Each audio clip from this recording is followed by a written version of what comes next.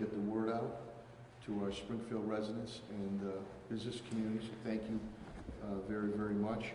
I'd also like to thank all the first responders, from police to fire, DPW workers, health workers, my behind-the-scene people in the back offices. I'd also like to thank the grocery workers. I want to thank the PVTA bus drivers. I'd like to thank the stores that are open, the mail handlers. I go on and on. You're all our heroes. You're all our heroes because what you're doing is very, very essential, and I wish you good health. I'd also,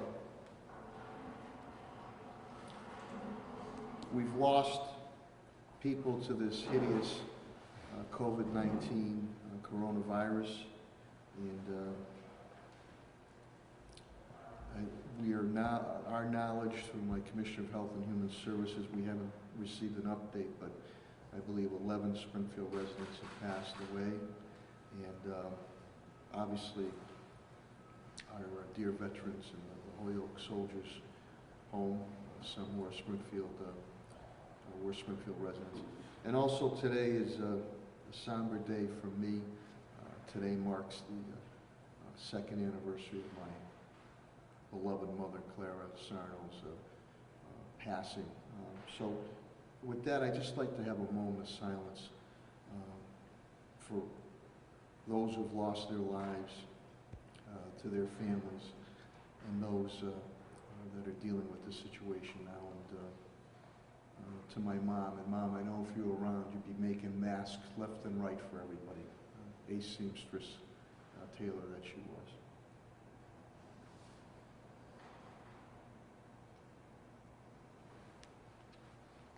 Thank you very much.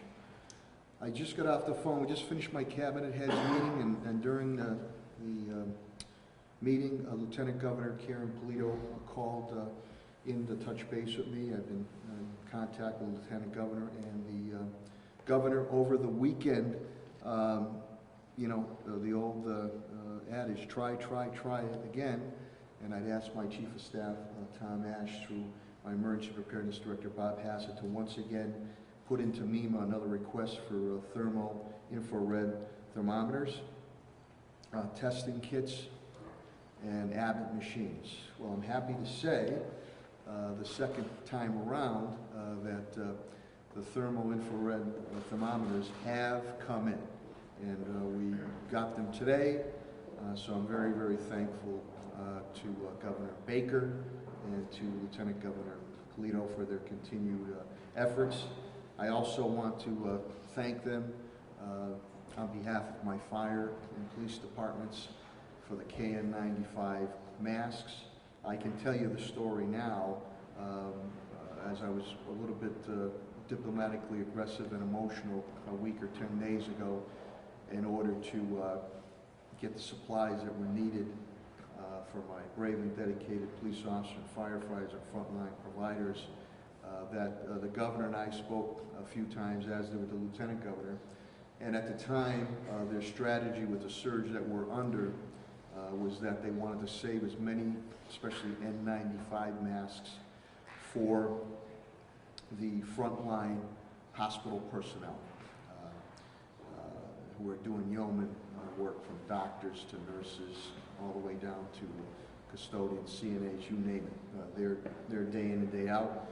And we spoke that evening also. And the governor, a man of his word, a great relationship with him, and the lieutenant governor said, as soon as I can clear that we have enough supply for our hospitals and medical facilities, I'll get you those masks ASAP. And in turn, he's been able to, as I said, for the whole Commonwealth, been able to get the KN95 masks to fire departments and to police departments throughout the Commonwealth. So I want to thank Governor Baker and thank Lieutenant Governor Polito and Health Service Secretary Mary Lou Sutters and Samantha Phillips from me. I appreciate that.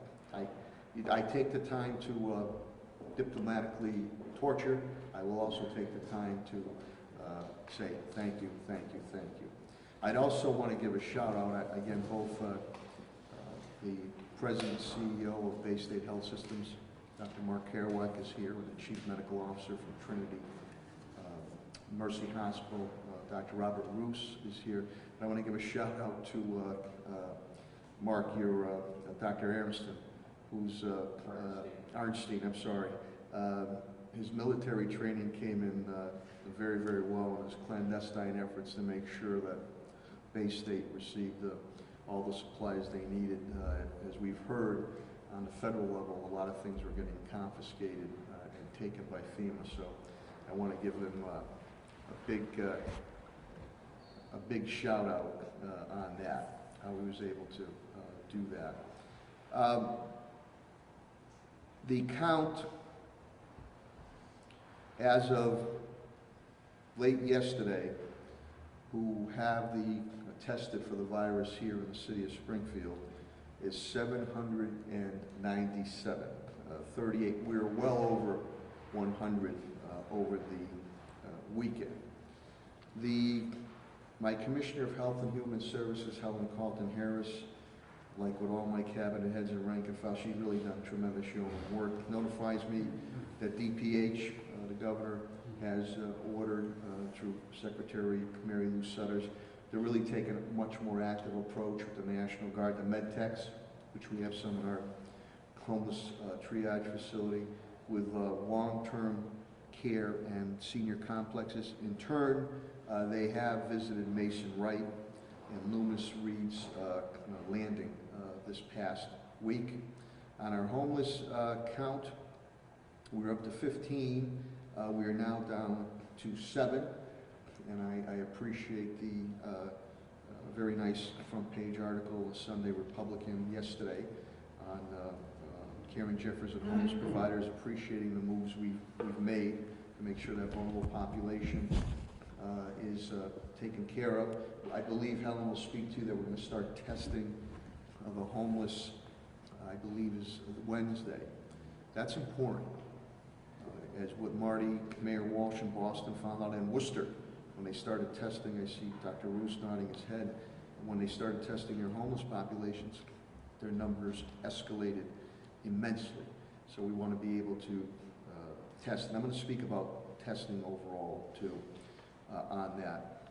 I want to, in the meantime, when I was unable to get supplies that were much needed for the city of Springfield, whether through the feds or through MEMA, the business and private sector stepped up big time. And I just want to take the time to thank them. And let me just quickly, because they deserve thanks. Smith & Wesson, Eastman Chemical, the Crew, which is headed by my retired clerk, Attorney Wayman Lee and Jesse Spinks. Dave Horrigan, media instructor at the Conservatory of the Arts. These are masks and gloves and glasses that came in, and facial masks. CRRC, huge donation made with KN95 masks. AMR, they were the first ones, Patrick Leonardo, to step up to the plate when on my desperate plea for thermal infrared thermometers. Nick Coachy, a great friend and great partner, Hamden County Sheriff's Department, masks and face shields. Tyflex masks. Tim Murphy from the Newton School, from the Chinese family that saw we were going through masks. Merrill Lynch masks. Holyoke Medical Center, Spiros Zadaris, who's a great friend, stepped right up with the surgical masks and gloves. Mass Mutual, great corporate citizen, stepped up. MGM, Springfield stepped up. Cheryl, Commissioner Clapper, the Boston and Chelsea PD Police Chiefs Association stepped up. Caring Health Center stepped up big for me, big time. Ocean State Job Lot stepped up, surgical masks. Aaron's Inc., the appliance or technology store, they stepped up for me also. And little things mean a lot. Elena Laster, who she and I worked together in the Billy Bennett, DA Billy Bennett's office, geez, some 20 years ago now, and these handmade masks. She's an author, Betty Laws, and little things like that. I know a lot of people are doing that, and we want to make sure we thank all the restaurants I know I'm going to miss some, so I won't get into them, who have donated a tremendous amount of food to all our first responders, and I deeply appreciate that. Prime the Pump, Chief Development Officer Tim Sheen will speak on that, but checks were the first to come out of the box, and I believe all of Western Mass, and maybe even in the state. Checks went out Friday. Already checks have gone out on the first round. Every restaurant that received the first round grant contracts have been signed. The second round of Prime the Pump for small businesses, that is being evaluated right now, and we're hopeful to render some decisions, again, on the criteria, HUD and CDBG criteria, as early as midweek, and we'll try to pump those checks out ASAP. Tim and I will continue to do as much as we can on the local level, but we really need the feds to step in big time to make sure that they're able to increase, or besides the PPP, other SBA loans and or grants. Ours are grants, loans, but and do it in a more smooth way. Police Commissioner Clapprood will speak on the police department. You know, we had unbelievable shootings that occurred on College, Maynard, and Page Boulevard. Drug and gang related. Arrests have been made. Guns have been confiscated. Large amounts of money have been confiscated. No one is cooperating. This was people congregating together. Do not be surprised that some of the individuals that we have are once again repeat violent offenders that our courts have let go. You know, we're going through that now with some judges and DAs allowing offenders to go with this COVID-19. And I get it, within reason, but there are some of those offenders that are being released are violent offenders, repeat violent offenders. And I'm going to give credit where credit's due to Suffolk DA Rachel Rollins, who was very liberal in her thought process, but even she was bent out of shape with a murderer being released out of the Suffolk County, Boston area. And again, I want to thank DA Anthony Calooney and Sheriff Nick Kochi for continuing to take a tough stance where compassion is not needed. So, again, I'll let that go for right now. We'll get back into that after. On the testing front, target testing, I just spoke again, Lieutenant Governor Polito called me a little while ago. Like everybody, I'd like to be able to open up yesterday. But we have one shot to do this thing right. And this really has to be driven. It has to be driven from the federal level, trickling down to the states, and then in turn, as Governor Baker is working with surrounding governors in the area, I will work with, or we need to get together regionally with cities and towns that we're on the same page. But we have requested again that we want to do some target testing. We're already doing contact tracing. Governor Baker has taken a lead really in the country in doing that. We've really taken the lead here in the city of Mass as far as we're already doing on our own contact tracing with the school nurses, Superintendent Warwick, I appreciate that, and my health team, in which we're doing, we started doing contact tracing a while ago. But my point here is that if you want to be able to open up and have full confidence of the public, of the business community, hospital confidences, consumer confidences, we have to be able to show that we can isolate potential hotspot areas or individuals, that we're able to identify and isolate, mitigate, contact trace. If we're able to do that, and just as important, provide healing to those potential hotspot areas and individuals, then you will have confidence that is long-lived. If you move too quickly, that confidence will be short-lived. So we want to do more testing to identify, isolate, mitigate, contact tracing. So again, I said that to the Lieutenant Governor. We'd have to work in coordination, but whatever testing we can do, whether it's with the Abbott machines, testing kits, is essential to be done. Then people are going to really feel confident. So if and when a hotspot area flares up, they have full confidence knowing that we can deal with it, whether it's the nation, the state, or the city of Springfield. So I think that's extremely important. I also want to thank the help that's coming from my state delegation. We're meeting every Friday at 1, Zoom meetings for our needs. And of course, my federal conduit, Chairman Congressman Neal's been great every Tuesday morning with the cabinet heads, the help that comes there.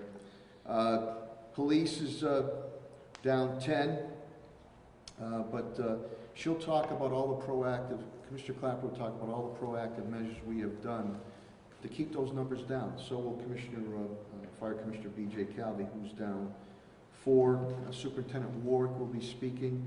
We're in essence nearing, I think, over 300,000 meals out of 17 or 18 school sites served, not only to our students and families, but all the children of the area. And the superintendent informs me that maybe sometime this week some direction might be coming from the state, or DESE, or Commissioner Riley, on school decisions to be rendered of whether going forward or not. The laptops have gone fantastic. We had 7,000 out prior during the school year. 10,000 have gone out even to our homeless students, so we appreciate that. Pat Sullivan's he'll speak. He's done a great job with the tents and our parks. On our financial side, my CAFO TJ plan indicates to me that we've lost revenue, $2.3 million in revenue, and we have deficit spent $1.3 million. And again, with Josh Norman of GPS Associates, as we did a tornado, I'm going to try to go after every dime of reimbursement for the residents and business community, city of Springfield. On the DPW front, Director Sinoli speak to you. They're down 2. They're hoped to be full strength as early as tomorrow. We're a little behind in yard waste, so they're catching up on that. I want to thank DPW Director Chris Signoli and Police Commissioner Sean Clapper. The food bank Oasis that John Foley does, tremendous. We're running that out of Central High School parking lot, Smead Arena, and then in a very orderly way there. 1,700 families were served. We're served Fridays, and we do that Friday from mid-morning to early afternoon for food security. Just have to make note, people get very cute. Putting Green Circle. The residents of that area have been inundated with golfers who are parking on that street to go play golf on Franconia. Don't get me going again. So in turn, you're going to see enforcement occurring on Putting Green Circle, and you're going to also see signage going up there. So please adhere to the public distancing that we're has been asked to do, and also be respectful of those residents in Putting Green Circle. They don't deserve that. They don't deserve that. So I'm asking you nicely, but if you don't do it, you're going to face ticketing, towing, and signage going up there. So hear me loud and clear. With that, I'm going to now move to our medical part of the presentation. And again, I am so thankful and grateful to Dr. Mark Kerouac, the President and CEO of Baystate Health, and Dr. Robert Ruse, the Chief Medical Officer of Trinity Health, Mercy Hospital, for taking the time to be here. And I appreciate all the efforts that they're doing, and we're working collaboratively together to deal with this surge, and probably more importantly, to deal with at the right time phasing out and getting back to some sense of normalcy. So with that, I will call up Dr. Mark Kerouac, the President and CEO of Baystate Health Systems. Thank you very much.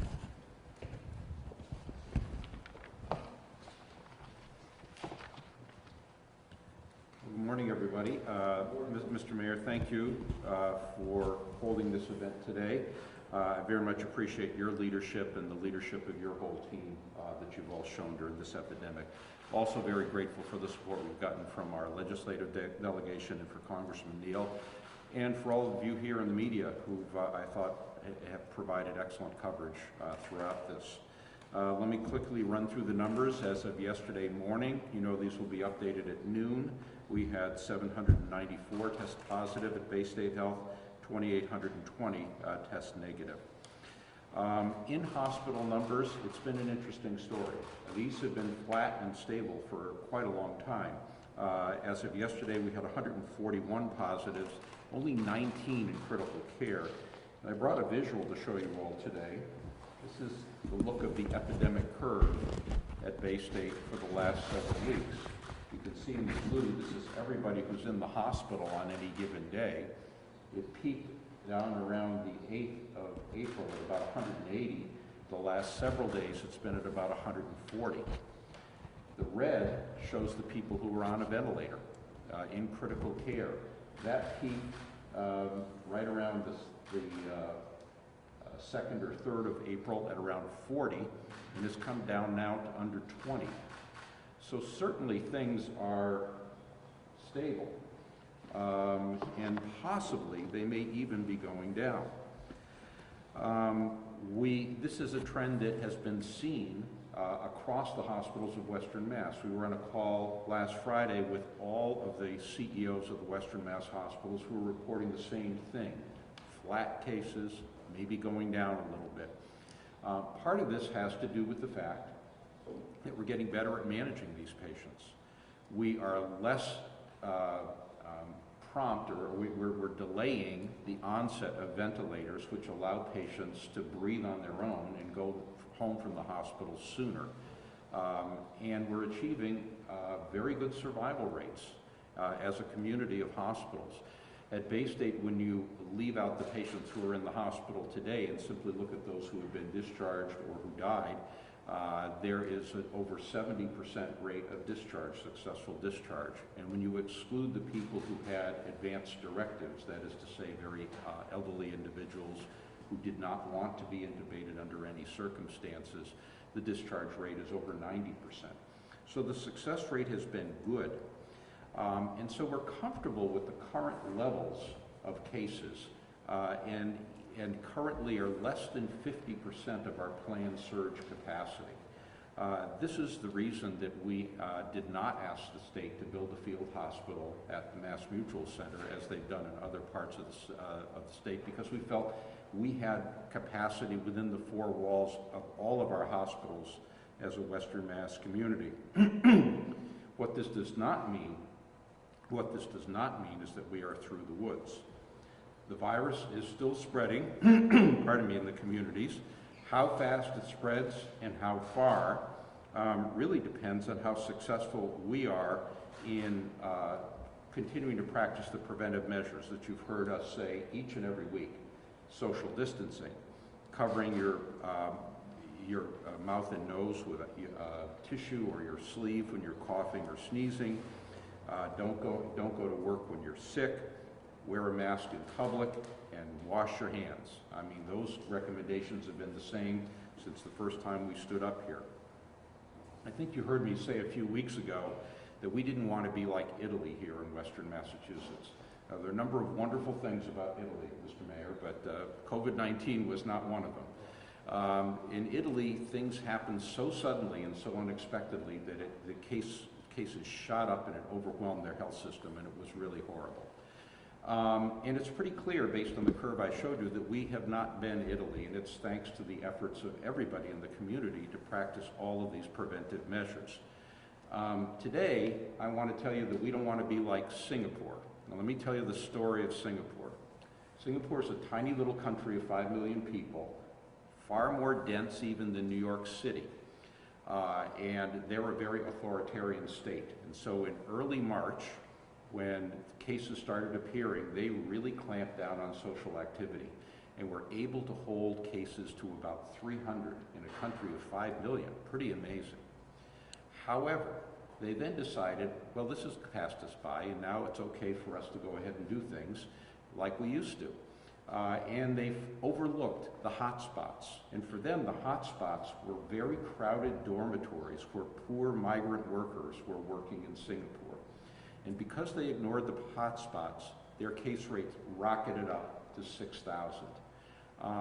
That's really kind of the MO right now for us here in Western Mass. It's trying to get outside the four walls of the hospital. We believe we have the hospital situation under control, and now we need to focus on the hot spots. For us in Massachusetts, this has been nursing homes. Roughly half the deaths have come in folks who are in nursing homes, but I think it's also some of the communities in inner city Springfield where it's harder to do social distancing, either because people have to go to work, they don't have paid sick time, or because they are housing insecure. In addition to which there is more in the way of a chronic disease burden, which increases the risk of death if they catch COVID-19. These are often communities of color. These are communities that Baystate has been traditionally caring for generations, and which we are fortunately now partnering more than ever with community social agencies through our Medicaid ACO, as well as partnering with Caring Health. So I'll say more about that in a little bit. A lot of the conversation this past week has been the planning for after the pandemic, and we have started our planning. The big question is, how do we safely return to greater activity? I'm not going to call it normal, because it's going to be a long time, if ever, that we see normal as we knew it to be 6 months ago. The federal guidelines were issued just last week, and they gave, I thought, a very reasonable, deliberate, stepwise approach to opening up and checking each step to make sure that cases weren't expanding. And we understand that the governor, in collaboration with the other 6 governors in the Northeast, is going to have the final say about how we open up the state of Massachusetts. But at least based on what we're seeing here in terms of caseload, we feel that we will soon be ready to take that first step. And we've been communicating the situation here in Western Mass to the folks on Beacon Hill to let them know that things are settling down here a little sooner than they are in the eastern part of the state. I also wanted to say a word or two about, in addition to the 140 or so people who are being cared for with COVID-19 at Baystate today, there are 350 people at Baystate Medical Center who are being cared for something else. There are moms having babies, there are people having cancer surgery, there are people being cared for strokes and heart attacks. These diseases are not taking a vacation just because COVID-19 is here. I am getting concerned that I'm hearing stories from our providers that people are waiting too long to come for care. I've heard 2 or 3 stories of little kids with belly pain who came in with perforated appendices, who probably would have come in sooner if their moms weren't so afraid of the possibility of going outside their houses and catching COVID-19. Similarly, I'm hearing from our cardiologists that many of the folks with heart attacks they're seeing are much more advanced than they otherwise were just a few months ago.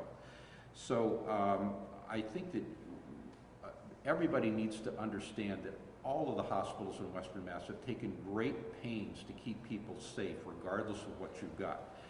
We have segregated our patients with COVID-19 and we have made it safe for people to come with other diseases, and it is unsafe for you to sit home and try to wait it out if you've got something serious. And so please don't do that.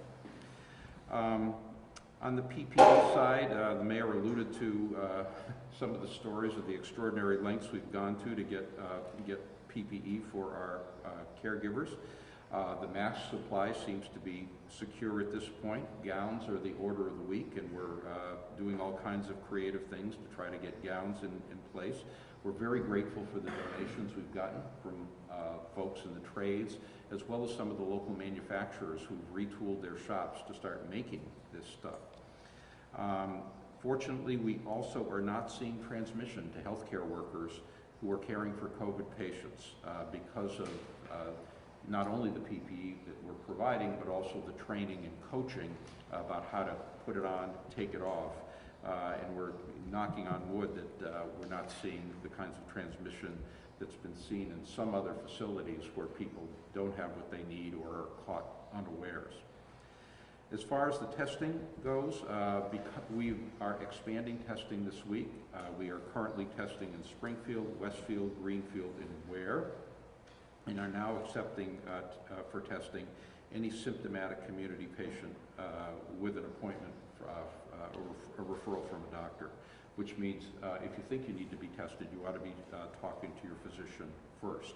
We're looking to open other sites as part of our outreach to the vulnerable populations I mentioned before, and I'm hoping next week to have an announcement about that.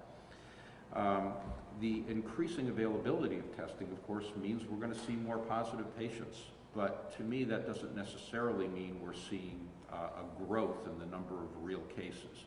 What we're learning from a new kind of testing called serologic testing is that the number of cases we know about is a small fraction of the total number that are out there.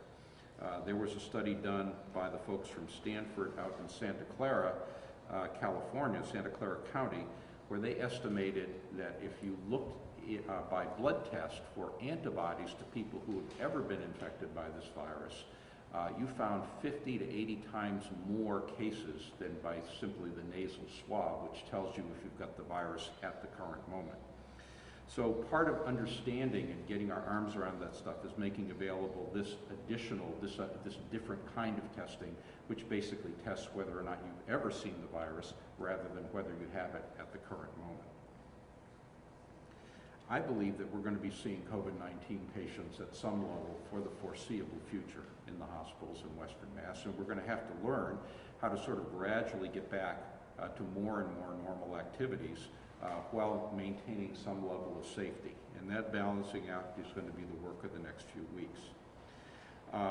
We are looking forward to working with our community advisory councils, our accountable care organization leaders, the Public Health Institute of Western Massachusetts, Commissioner Carlton Harris, and others to try to identify and control these hotspots.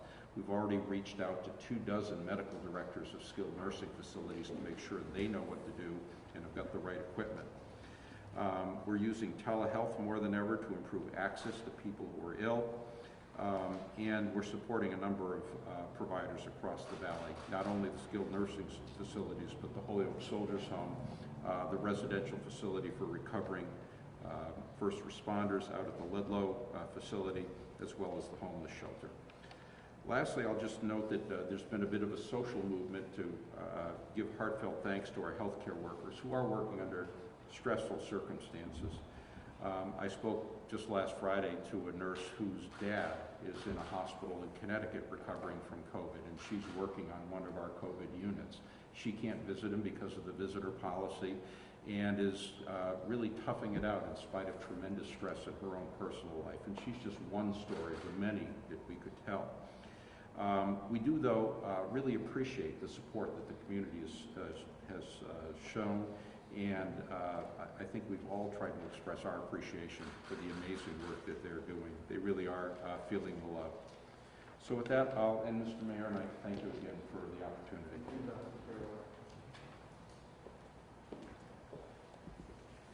I also want to thank the lovely young ladies that are here, my sign language individuals.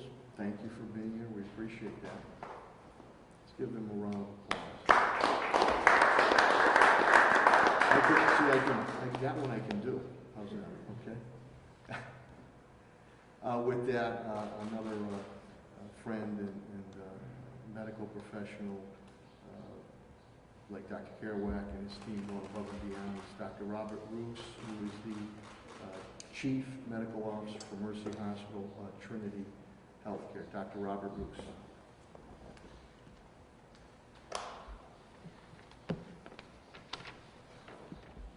Good morning, everyone, and thank you, Mayor, and to all the commissioners.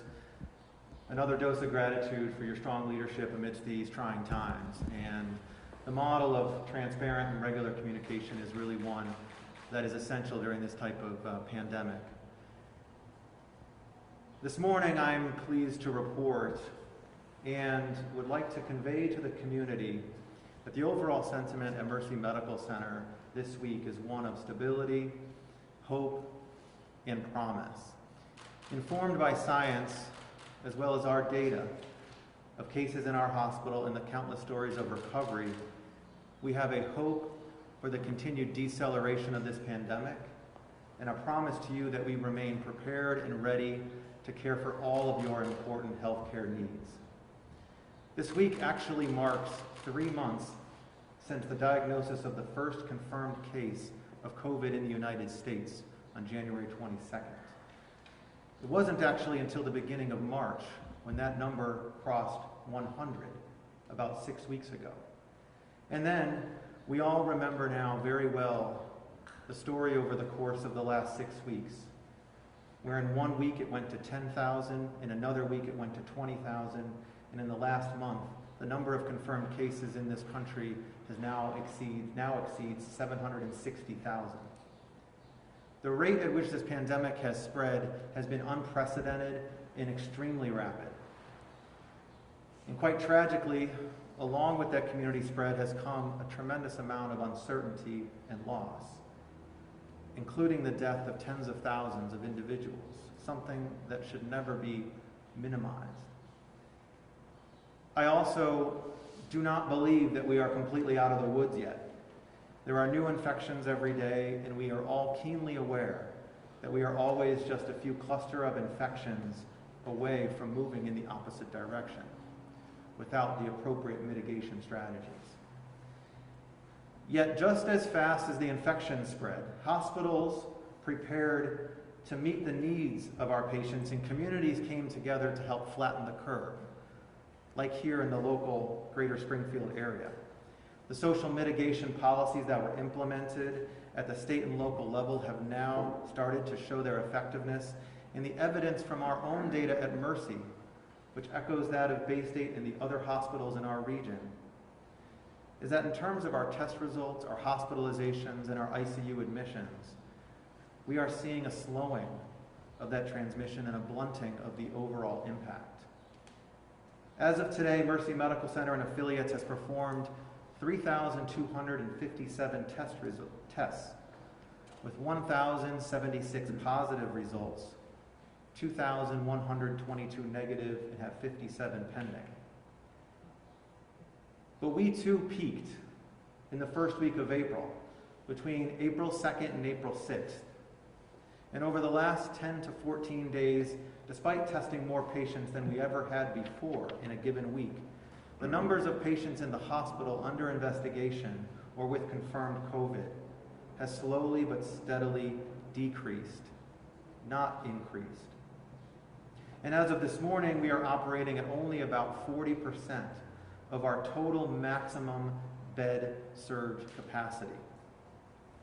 This is important, as collectively as hospitals, we have prepared well, and we remain ready for any potential surge of patients now or in the future.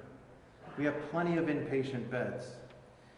And as of the result of the incredible partnership of many teams in just 4 weeks, our hospitals have really become expert in managing patients with respiratory symptoms and COVID. At Mercy Medical Center, we've treated more than 300 patients now with confirmed COVID infection, of which the vast majority have been discharged home to recover. This is a result of the great care provided and some innovative strategies.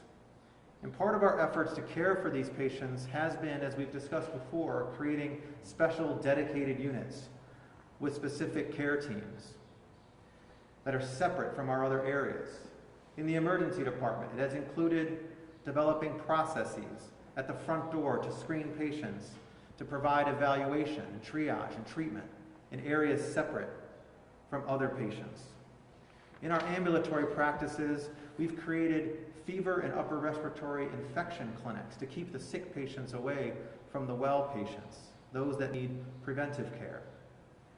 And we are utilizing evidence-informed clinical protocols and engaging in research throughout our system to ensure that our patients are receiving the latest and most effective options available to them. All of those efforts have undoubtedly led to the countless stories of recovery. What it also means is that we've mastered, to an extent, the ability to care for both COVID patients and non-COVID patients in parallel in our facilities, so that you and your loved ones do not have to be afraid of coming to the hospital or our offices for care. You do not have to delay important evaluations or provider visits if you are in need of follow-up, and you do not have to avoid coming to the ER if you get suddenly ill. As a physician, that is actually one of my biggest concerns right now. I too am concerned that there may be people at home with serious conditions who need follow-up, who are avoiding coming to the care due to fears of COVID. And today, I want to allay or put those fears to rest. At Mercy, just like all the hospitals in Western Massachusetts and around the region, we continue to treat patients with a variety of conditions, from abdominal pain to stroke, to sports injuries and fractures, to chest pain and cancer. We continue to have patients come to us for prenatal care and deliver babies, as well as routine care. 7 days a week, all of that care is still happening, safely and effectively. At our hospitals, we've created dedicated units to care for patients that do not have symptoms of COVID-19, that are separate with different teams of providers and standard protocols. And right now, more than 2/3 of the patients in our hospital are receiving care in those areas without risk of COVID. We have adequate supplies of PPE, thanks to great sourcing and many donations, so that all of our staff have the recommended gear that they need to put themselves and our patients, to keep themselves and our patients safe. We've created ways to have visits with your physician or provider through the use of telemedicine, video chats, like a secure FaceTime, from the comfort of your own home, or if you're in the hospital and you can't see your families, to be able to communicate with them from the hospital bed. We are testing any individuals and colleagues with risk or with symptoms of COVID to ensure that we identify positive cases quickly and we respond accordingly. And we believe firmly that we must continue our community mitigation strategies, closely tracking new infections. And we're here to help ensure that we have the available testing for those populations at risk, particularly those in congregate settings, the homeless, the marginalized, those in skilled nursing facilities. It's essential in order to continue to guide our efforts. So while it is not time at all to relent in the efforts that are flattening the curve here locally, like physical distancing, hand hygiene, wearing masks in public, it is important to know that we are ready and prepared to care for all of your important health needs, whether it's related to COVID-19, whether it pertains to a future surge of COVID, or just as equally important, any other conditions during this time. It would be a tragic outcome if our public health response to this pandemic resulted in our community suffering unintended and avoidable health effects, like increasing rates of heart attack or stroke, or worsening kidney disease as a result of poor control of diabetes, or worse neonatal outcomes due to insufficient prenatal care, or outbreaks of illnesses due to lack of immunizations. We have all been forever changed by this pandemic, and it will be a very long time, if ever, we truly enter a post-COVID world. I do not believe now is the time to relax our efforts, but I do believe now is the time to be prepared for what will be a prolonged, slow COVID period, where we come together to thoughtfully and carefully take steps forward to ensure that our community can remain healthy and safe for the weeks and months and years ahead. We are grateful for all of your support. Thank you for being in this with us together.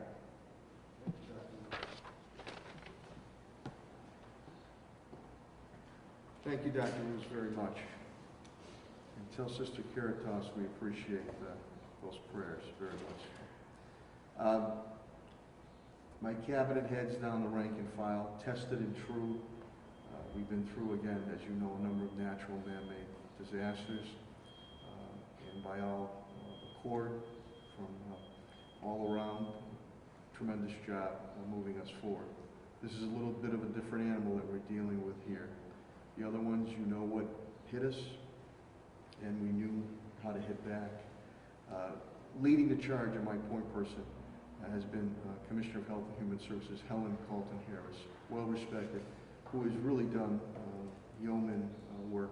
She will now come up to give an update and some strategic moves that we'd like to look to make as soon as possible. Commissioner of Health and Human Services for the City of Springfield, Helen Carlton-Harris. Thank you, Mayor. First of all, I want to begin by thanking the mayor once again for his leadership. It has been invaluable. I also want to acknowledge the passing of a public health advocate in the city of Springfield. She was our 2000 Luminary Award winner. Her name, Frances Borden Hubbard. Mrs. Hubbard died of COVID-19 in Brooklyn, New York this past week. My condolences to her family and to the entire public health community. Hearts go out. She made a difference in the city of Springfield, particularly amongst our youth. The update for the city of Springfield, let me first of all say that you've heard from the two doctors at Baystate Health and Mercy Medical Center and Trinity. So their report is very encouraging that the curve has flattened in their hospitals. But let me speak to the public health response. All of us understand that medical services and public health do go hand in hand. Each one has a role and responsibility. Our responsibility in public health is population-based. It's our job to look across the population and design intervention, prevention, and treatment strategies consistent with those populations using the data that we know is very important in order to make those decisions. And so in the city of Springfield, I reported to you 541 COVID-positive cases 1 week ago. Today, that number is 797 as of Sunday. And so it's important to acknowledge that the modeling we had for the Commonwealth of Massachusetts said that we were going to have over 2,000 deaths before we started to see the flattening of the curve. Right now, we stand at 1,706. And so we are on our way to reaching that 2,000 death total unless we continue to do the very important things that we are doing. First of all, I want to draw your attention to the map, which is to my right. Now, many of you have contacted me and said, I want a copy of the map. The purpose of the map is to measure the prevalence of the virus in the city of Springfield, meaning how pervasive is the virus in our community. We in public health try so hard to balance the public's right to know along with confidentiality.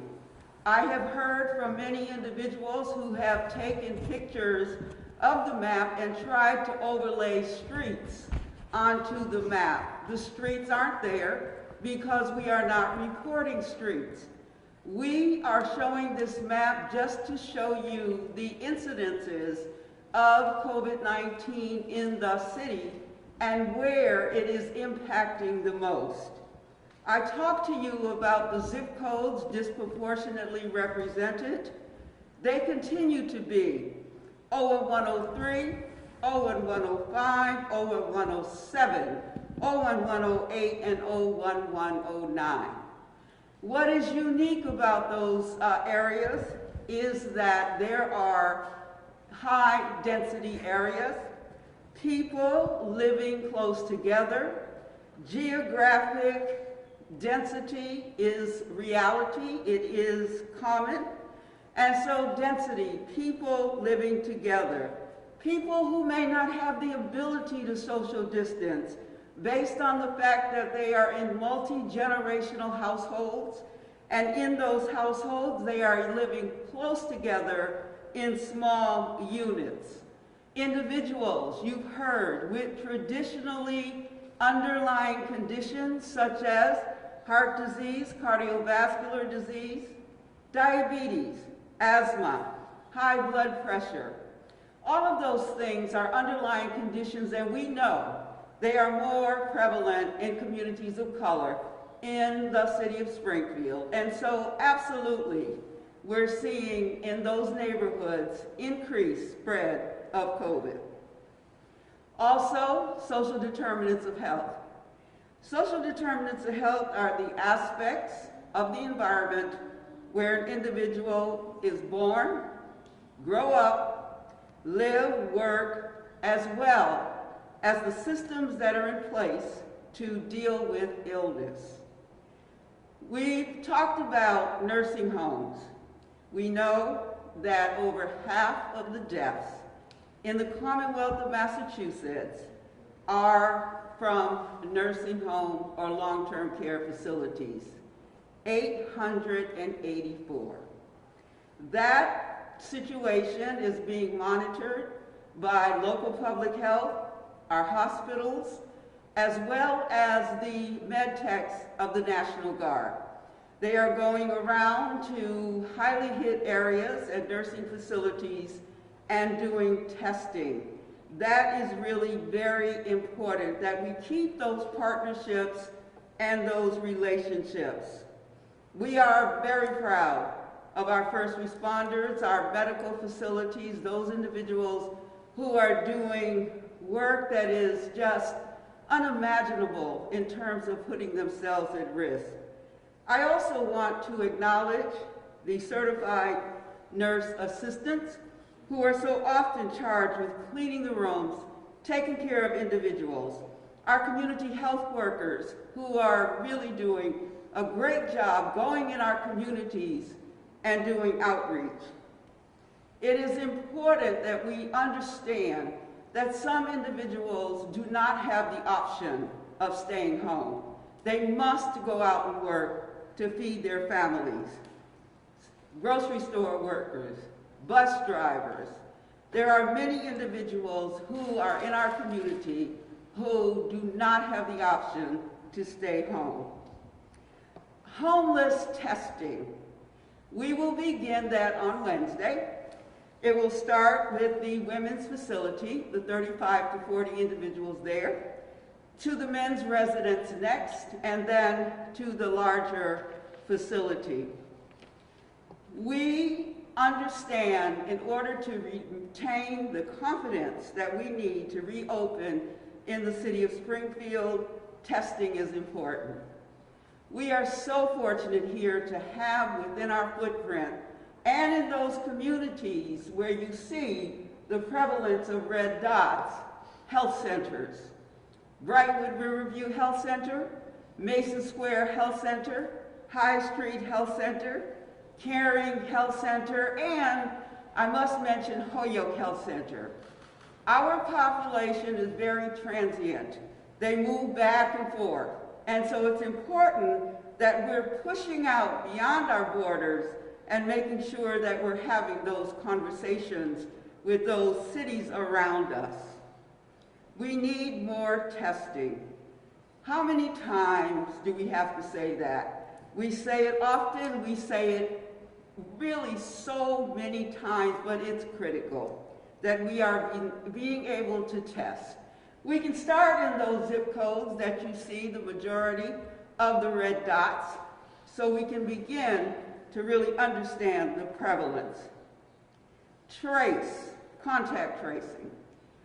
I have heard from many of you who have called me to say you have gotten telephone calls from individuals doing tracing, and you tell me you don't want to give those folks your information. You don't want to tell them who you have been in contact with. Many individuals look at this as almost like an STI or a sexually transmitted infection. It's not. This virus is nobody's fault. And when we ask you for the names of the individuals that you have been in contact with, it's because we want to stop the spread.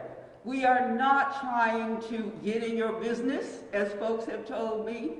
We are not trying to pinpoint you as a source of anything that's negative.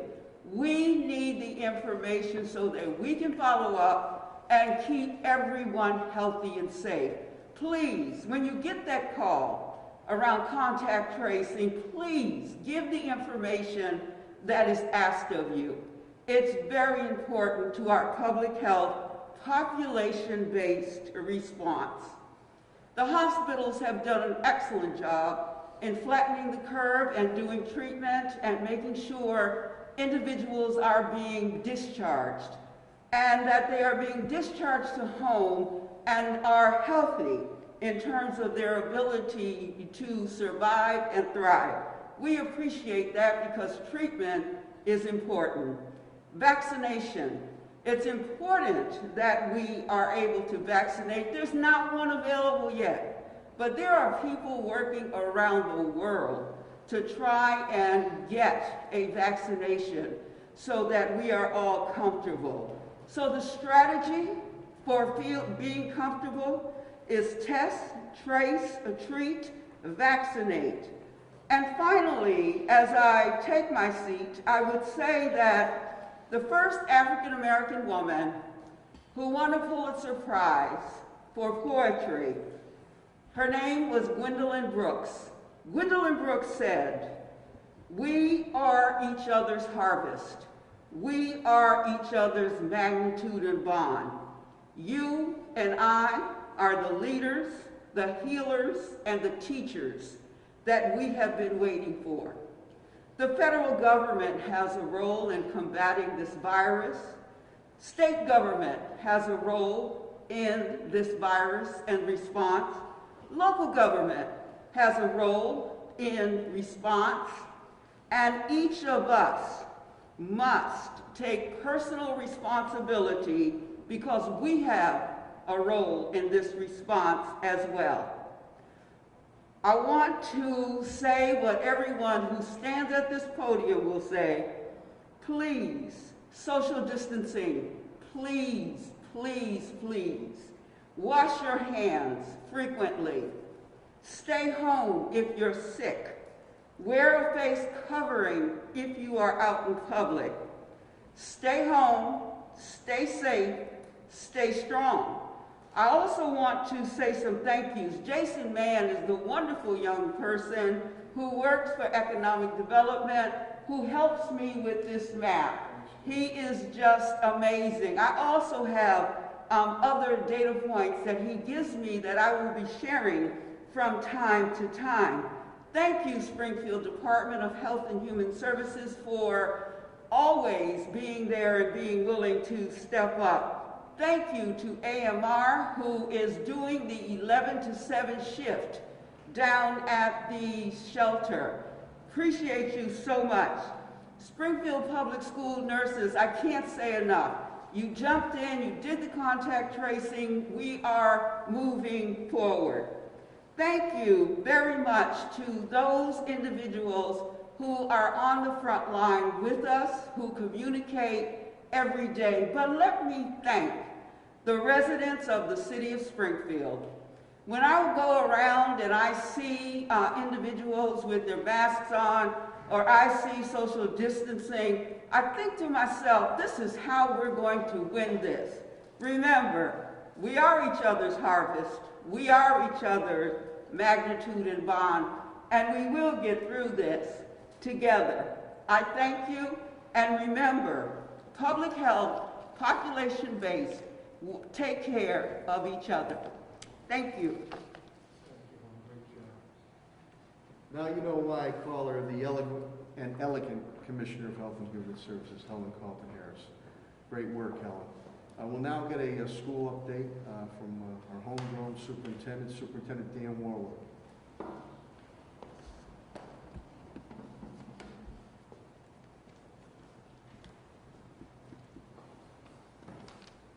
Thanks, Mayor. Good morning, everyone.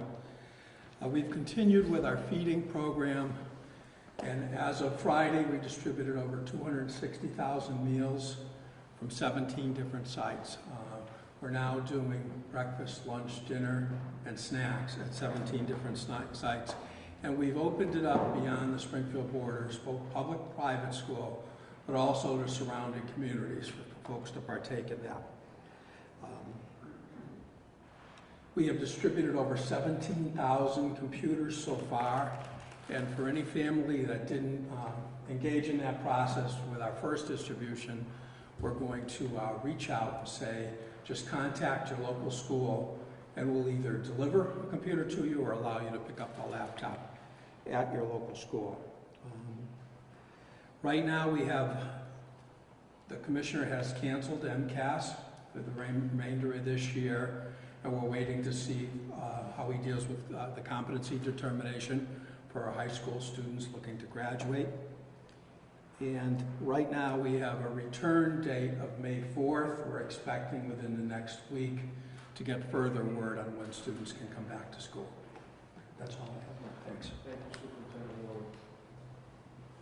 Thank you, Dan, Superintendent Warwick, for you and your team's continued dedicated efforts, and teachers who continue to virtual education to make sure our students continue to learn. We'll go to the public safety segment now, and I'll start first with our police commissioner, Cheryl Clapper, who's done a tremendous job, our brave and dedicated men and women in blue, and a lot of preventive work that has been done. And she's going to share where we're at and where we're going. Springfield Police Commissioner Cheryl Clapper.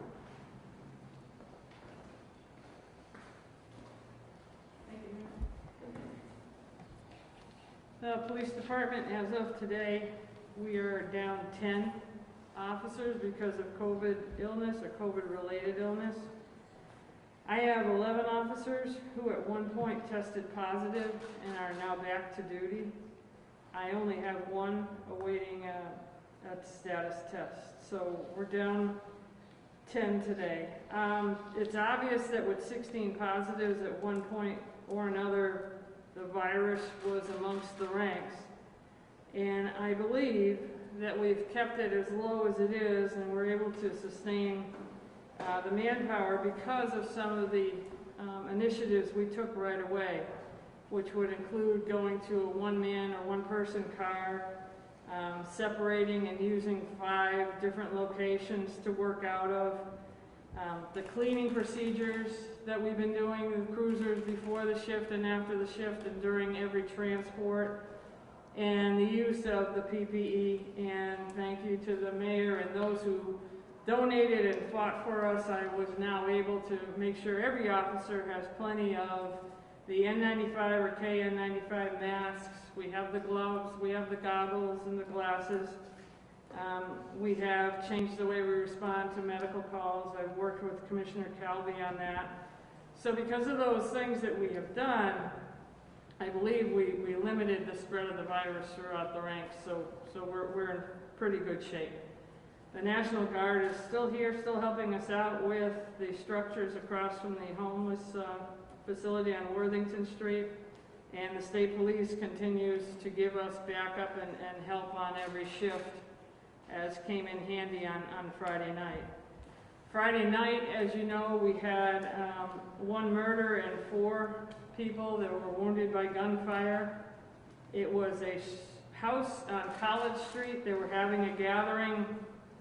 The gathering was in relation to somebody else who passed on that date 2 years ago, so they 30 or so gathered at the house. I don't think I'm going out on a limb here by telling you that it was guns, drugs, and gang related. They have weapons that are really unbelievable on the streets of Springfield. that erupted on College Street. They fired at this house party. The house party returned fire, and then a pursuit began from College Maynard Street area onto Page Boulevard, another small gunfight at Page and Berkshire, and it continued on into the Orchard. No one at this time is willingly cooperating with my detectives, Captain Duda and the Springfield Police Department. You have one 22-year-old who is dead from the gunfire. You have 4 others who are injured. And no one is helping us out with this. So we're doing it the slow and old-fashioned way of other witnesses checking video, and that they're working diligently in the homicide unit. We do have some suspects. Again, I don't think I go out on a limb by telling you that these suspects are repeat offenders and are known to us. So we will work that case. It's a fluid investigation. That's where it stands right now. We did recover a high-capacity semi-automatic weapon Friday night. We did recover a large quantity of cash.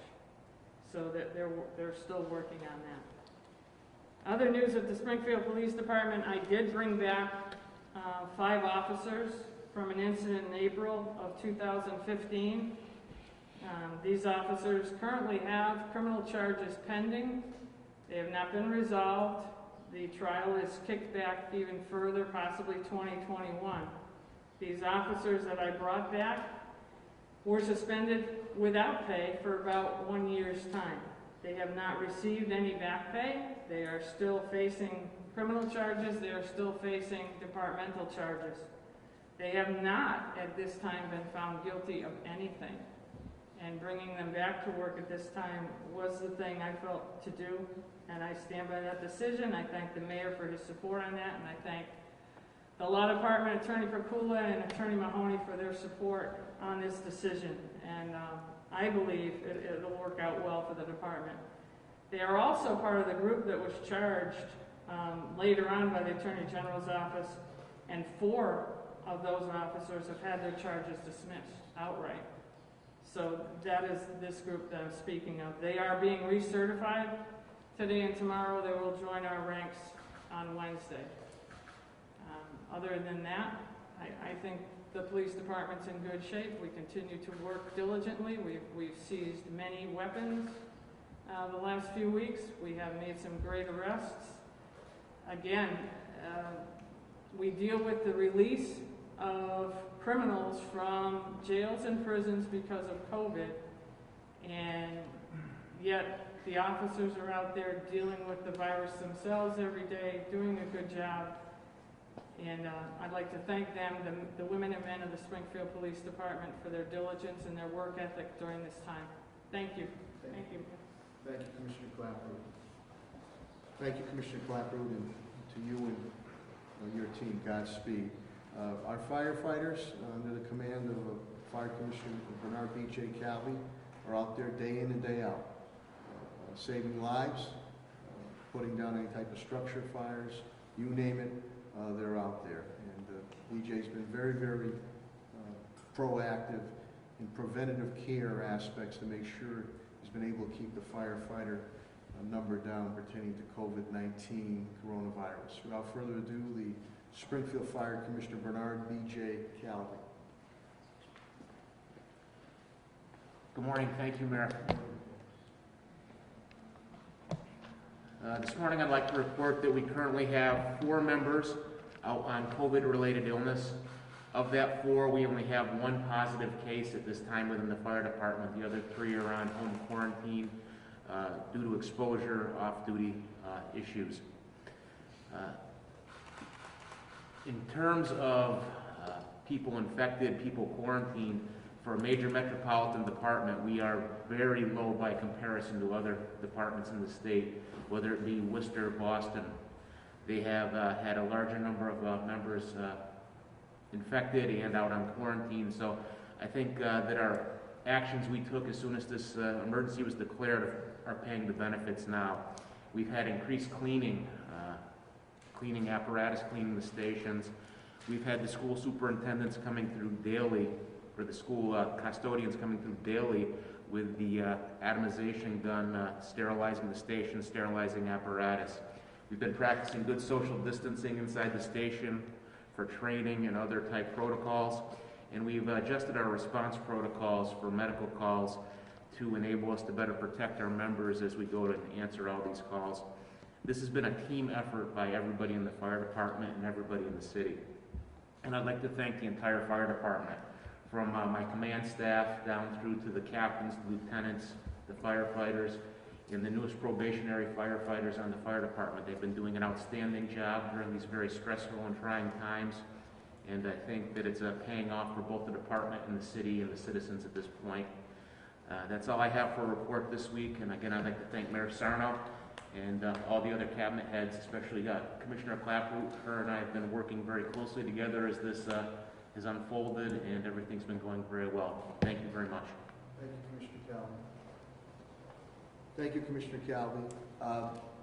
Everybody speaks about the cleaning and proactive disinfecting that's going on, and at the command of that is Patrick Sullivan, who is the Director of Facilities and our Park Superintendent, the Wizard of Oz, I call him, and he's been instrumental, along with Helen Colton Harris and my Chief Development Officer, Tim Sheehan, in our health tenting, state-of-the-art triage unit there. So without further ado, we'll bring up Pat Sullivan, and he'll give an update on all fronts. Thank you. Thank you, Mayor. Good morning, everyone. Once again, I want to thank our frontline custodial, park, and forestry employees. They're doing really a remarkable job in keeping our buildings and open space safe. I also want to thank Dan Warwick. We had, at the same time, put an order in for these handheld electrostatic machines, and he got the order before we got ours, and he shared about 6 of them with the facility side. And I thought the residents should know how we're cleaning our buildings. These are very important. They take a tablet that is set up to kill bacteria and viruses, and they're very effective on the COVID virus. So City Hall has one, the police department, the Fenton Center, and then Dan has also worked with us to assign custodial staff to go into the fire stations throughout the city. So I'd like to think these have played an important role in keeping our numbers down and keeping our first responders safe. Over the next week, I will continue to work with Tim Sheehan and Helen Colton as we manage the triage tents and provide the necessary resources to the Friends of the Homeless. Also, over the next week, we're going to be working with the mayor and Helen Colton in developing the protocols necessary in the reopening of our city. We are still looking at all the guidelines, but this type of technology will be very important as we roll that out. And we just need everyone's cooperation as we develop those guidelines. And last, I just want to thank the mayor and my fellow cabinet heads. It's been an honor to work with all of you as we navigate the fight of this virus. Thank you. Thank you, Director Sullivan. Thanks, Pat. Again, as I always say, Springfield's in the business of business. Chief Development Officer Tim Sheehan and his team have done a tremendous job making sure that we're able to cobble together money to get out to our restaurants and now to our small businesses. And again, I believe we're the first out of the block, if not in this Western Mass area, but maybe even in the state. We're going to try to do whatever we can. I can urge the federal government side in their stimulus packages. I know there are 3 or 4 now. Besides the governmental aid we need, they really need to, besides the PPP, the SBA, that really needs to be streamlined a bit more for access for our business community.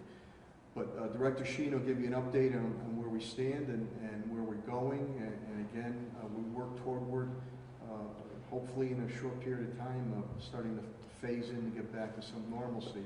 But again, it has to be done the right way. Chief Development Officer Tim Sheehan. Thank you, Mayor. I wish I could say that the economic impact of this virus has leveled off. If anything, it continues to increase at alarming speed. As the mayor said, we're hopeful that Congress will approve another stimulus package coming to the SBA so that they can begin to reopen the PPP program. That has been a lifesaver for so many small businesses. Our programming locally has been intended to ultimately allow small businesses to continue to operate under the emergency orders and to maintain their employee base as best they possibly can. It was always done with the intention that there would be a larger federal package that would be made available to them. As that is slowed down, obviously the need for continued involvement with funding at the local level is a critical need. We have processed all of the restaurant awards have gone to contract. The first round of checks went out this past Friday. We got in over 100 applications, well over 100 applications for the small business round. We have approximately $500,000 available to make awards with. There was the applications that came in totaled $1.5 million. We'll be reviewing and scoring those applications through this week, and hopefully we'll be able to get to an announcement before the end of the week as to the award winners. Thank you, Mayor. Thank you, Director Sheen. Again, we have nearly $750,000 that is going out there, and work very closely with Chairman Neal, with Richie, Congressman Neal, as they continue to put another package together, and with TJ Plant, my CAFO, some white papers have come up with RGN's revenue generation notes. People are familiar with band anticipation notes. And I think Governor Baker echoed that on Face the Nation this weekend, and I know Governor Cuomo has, and Mayor de Blasio, myself and others, that there needs to be a shot in the arm coming to state and local governments, because we're continuing to spend, continuing to do frontline services, and it's important with revenue not coming in, deficit spending, there's only so much in reimbursement that can come in, and we want to continue to be ready to go. So I'm hopeful, whether it's a phase 4 or phase 5, that direct aid can come to, whether through the state, which Springfield receives a fair amount of direct aid, local aid, and school aid, Chapter 70 money, trickling down to the municipalities. This $750,000 is a grant. It is a grant, unlike some of the federal programs, which are loans. And if you don't follow all the criteria, you have to pay back those loans. So we're trying as best we can, a balancing act, to give everybody a shot in the arm that's currently operating. So I appreciate Tim's efforts immensely on that. You know, unsung heroes out there, DPW workers, besides custodians and others, they're out there day in and day out. They're picking up the trash, they're picking up the yard waste, they're doing the road work, filling potholes, construction, paving is going on, and that's headed by our DPW director, my DPW director, Chris Signoli, who has done a tremendous job. So, you know, when you see DPW out there, give them a little bit of a shout out, beat that more, give them a thumbs up. Without further ado, Department of Public Works Director, Chris Signoli.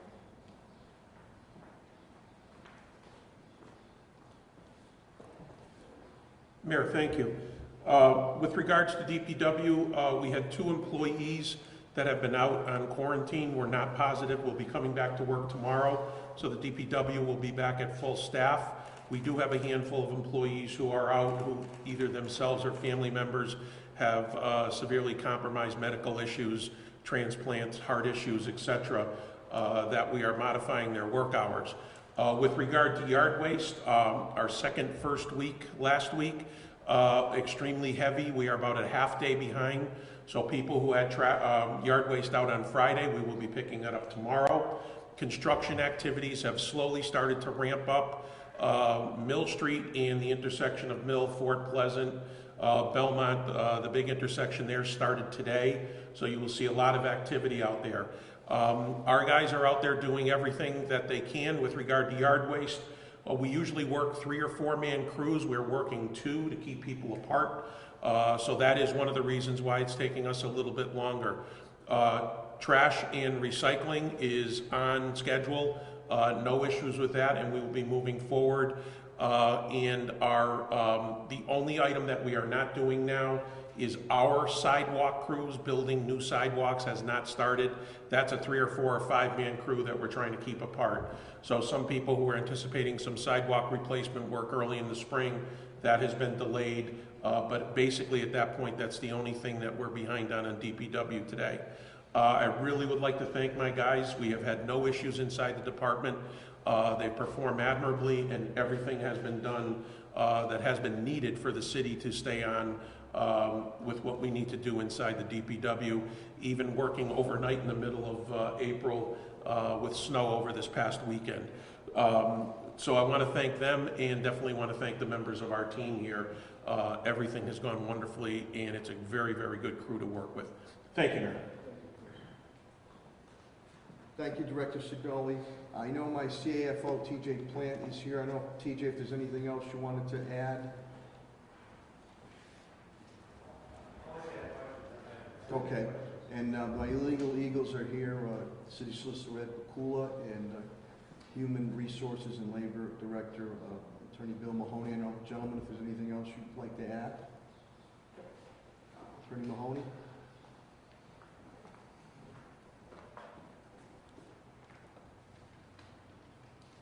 On behalf of the city employees, I just want to take a moment to thank the mayor.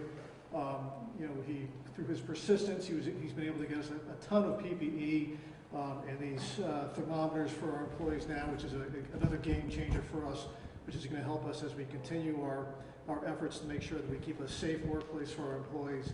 And again, Mayor, I just want to say thank you for that, and we certainly appreciate what you're doing on our behalf. You notice Bill has the John Wayne face coverings there, so yippee-yi-yo-ki-yay. We have a little laughs early in the morning in our morning meetings with that. The infrared thermal thermometers, again, Patrick Leonardo's here from AMR, and I can't say enough on with the homeless triage tenting medical facility we have. But when I made that call, that human cry for PPEs and especially the thermal infrared thermometers, Patrick and AMR came up immediately to get us a handful, and again, I'm very thankful. I keep knocking on that door, and sometimes I have to kick that door in, but MEMA has come across, and we received, I sent it out again this weekend. Ask again, ask again, ask again, which is what we will do with FEMA on reimbursement, as we've done before. And to Samantha Phillips, Sam Phillips, MEMA, and obviously Governor Baker, Lieutenant Governor Polito, and Health and Human Services Secretary Mary Lou Summers, thank you for getting those infrared thermometers here. They're key because our workforce now will be tested going in and out. I think that's besides, we've been very good about keeping the number down of frontline people being out. Police, fire, DPW workers, health workers. And again, Commissioner Clapton has stepped up where the courts have been shut down. You know, we're helping DCF up. The sex offenders weren't being called in. We stepped up to call in those sex offenders to keep our public protected. So they come to the department. So now all these, it's key. All these things are key to be used on that. So with that, I deeply appreciate, again, Dr. Mark Kerouac, the President and CEO of Baystate Health Systems, and Dr. Robert Ruse, the Chief Medical Officer of Mercy Hospital, Trinity Healthcare. Take the time every Monday, and we will continue these press conferences every Monday at 10:15 unless something else should arise in a good way or a challenge from their busy and hectic schedules to be here. So to all the media, which I deeply appreciate you being here because you're getting the message out, whether it's washing your hands, face coverings while you're out, or staying home while you're sick, and social distancing. Any questions, please, could first go to the medical experts here of Dr. Mark Kerouac and Dr. Robert Ruse. Andy, go ahead. My question is for both of you guys. Gentlemen. Comments made by Dr. Burke over the weekend, saying that Massachusetts is kind of a watch spot for them across the country. And I wanted to ask you guys, especially with your messages of optimism, saying that the hospital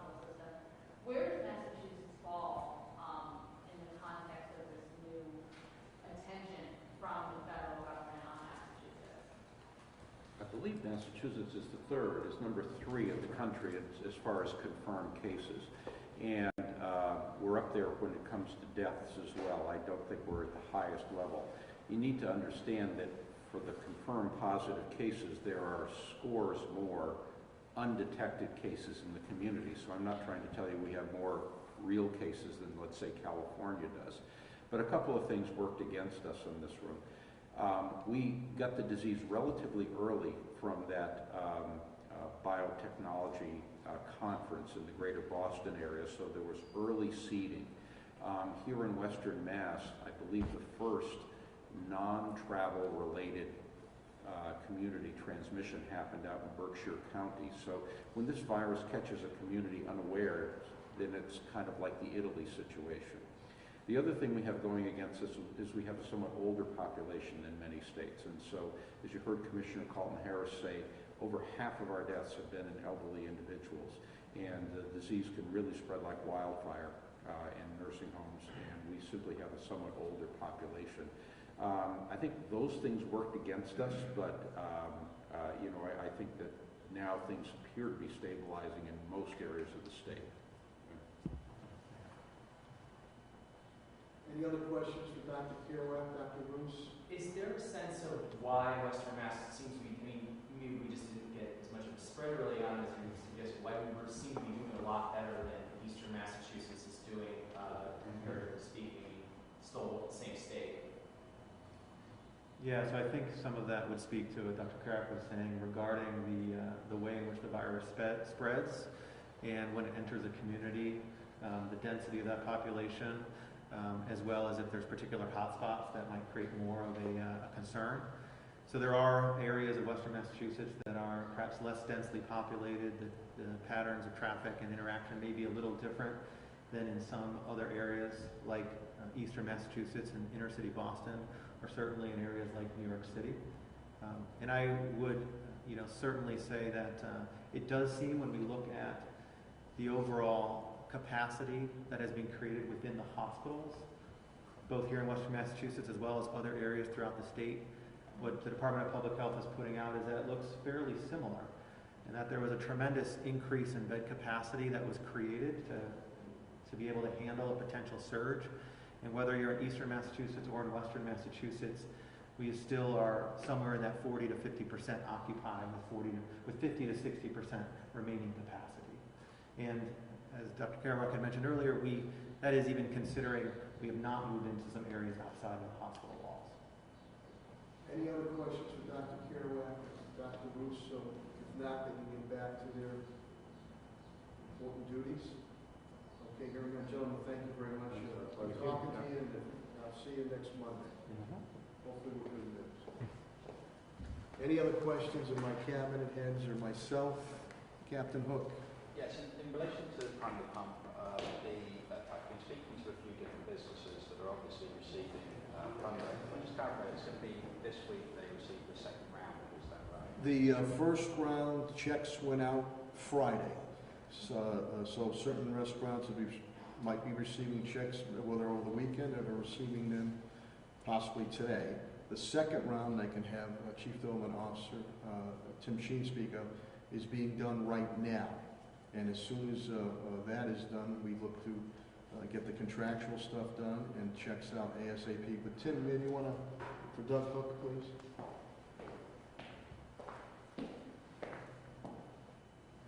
Sure. The restaurant round, which was approximately $225,000, there were 30 awardees, and we have advanced the vast majority of those through contracting at this point. The first round of checks, I believe that there were 7 or 8 checks that were released on Friday afternoon. We're anticipating that throughout this week, checks will be going out to those 30 restaurants that were awarded. Thursday at close of business, 5 o'clock, was the deadline for the small business round. We've gotten in well over 100 applications. We're scoring those right now, and we're hopeful that we'll be able to announce awards on those by the end of this week. Just to follow up on that as well, so you mentioned for the second round there were over 100 applications. You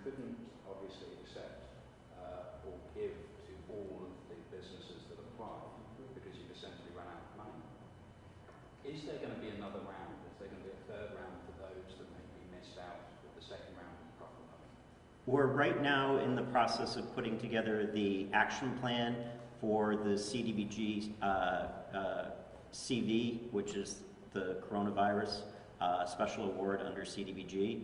We're anticipating that there will be a healthy allocation of that resource to small business assistance.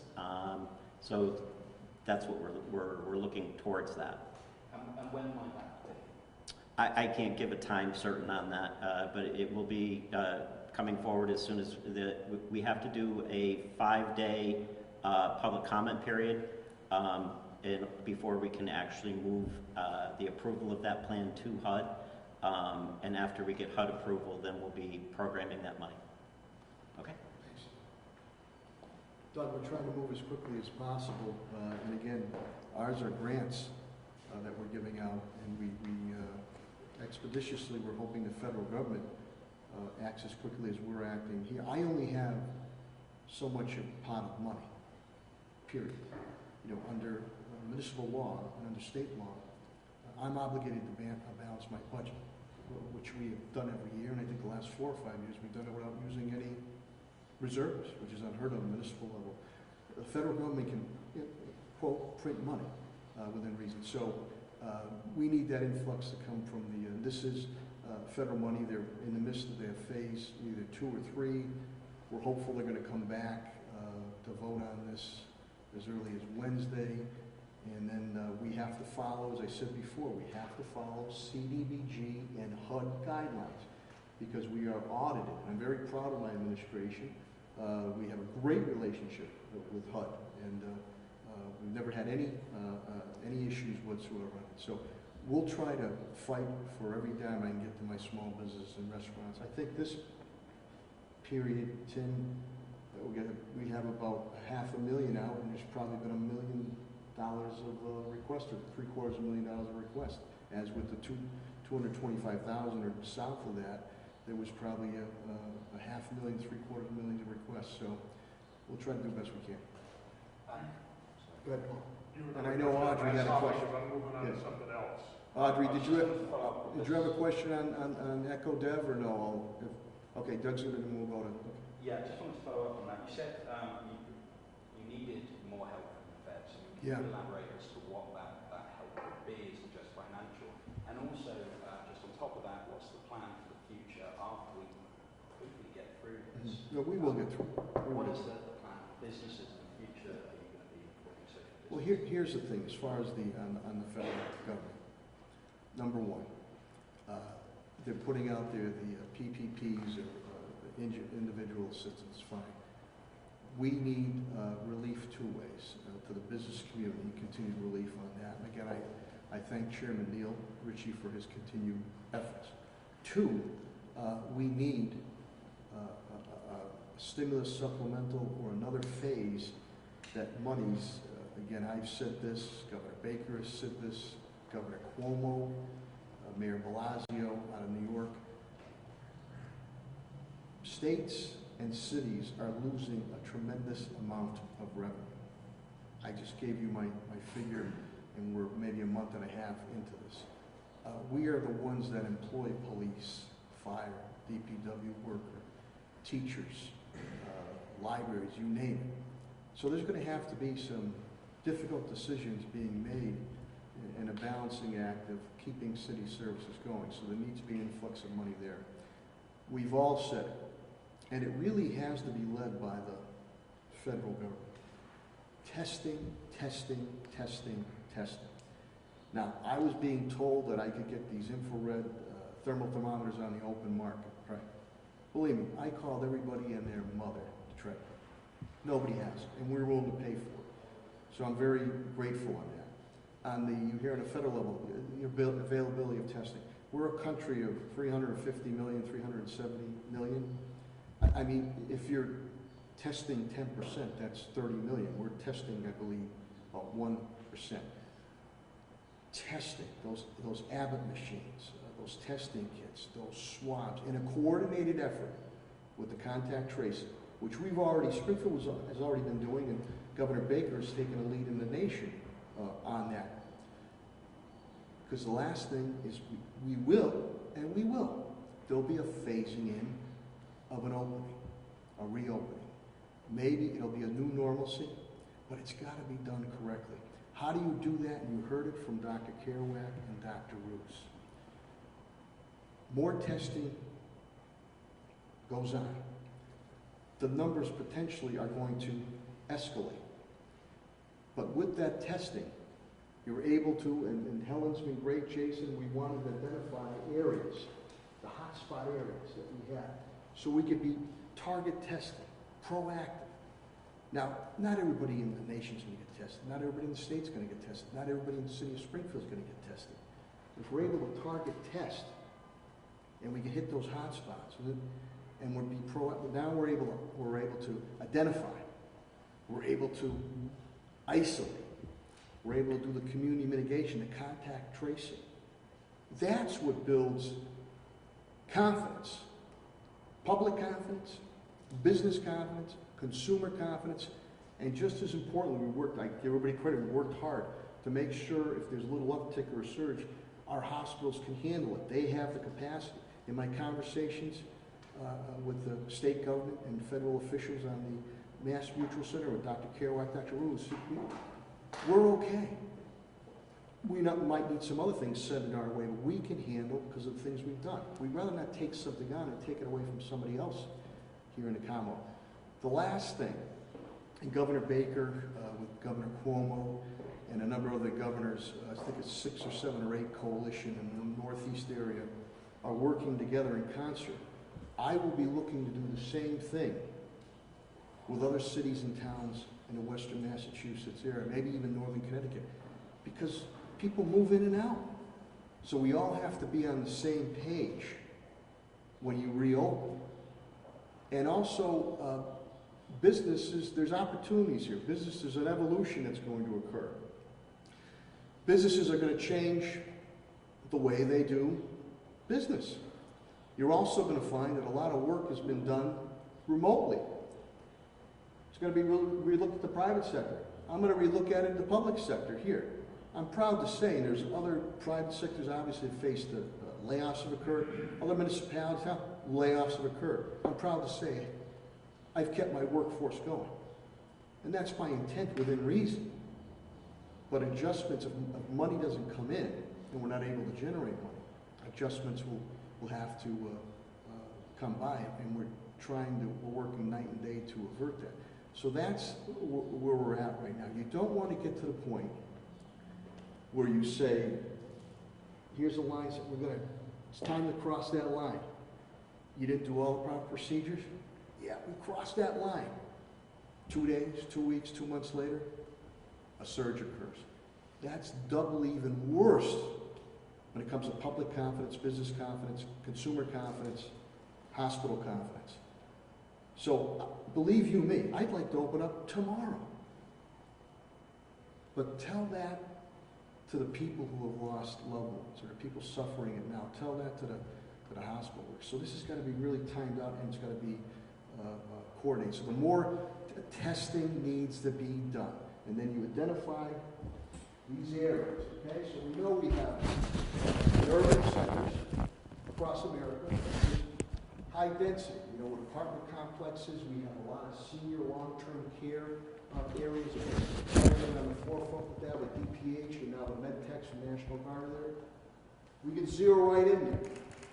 Zero right in, work with our hospitals and our community health centers, work with our partners, the groups that are getting money through this CARES Act that deal with non-traditional residents of the city of Springfield. Maybe if they knock on that door, they make that phone call saying, in their language and culture, saying, we need your help here, then we can identify.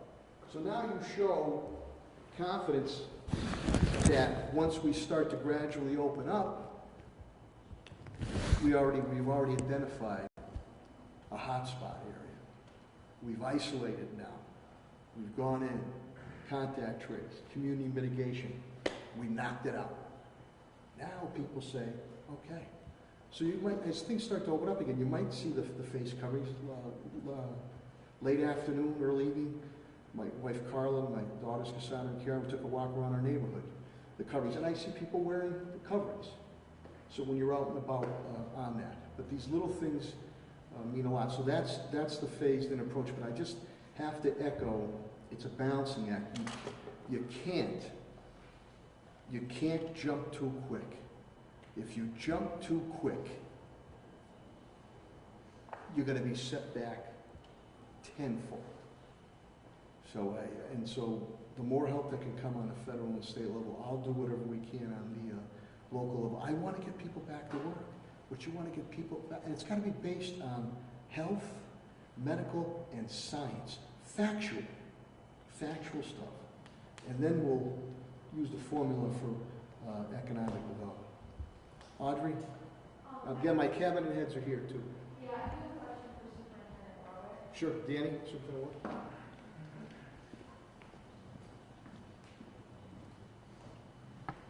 Hi.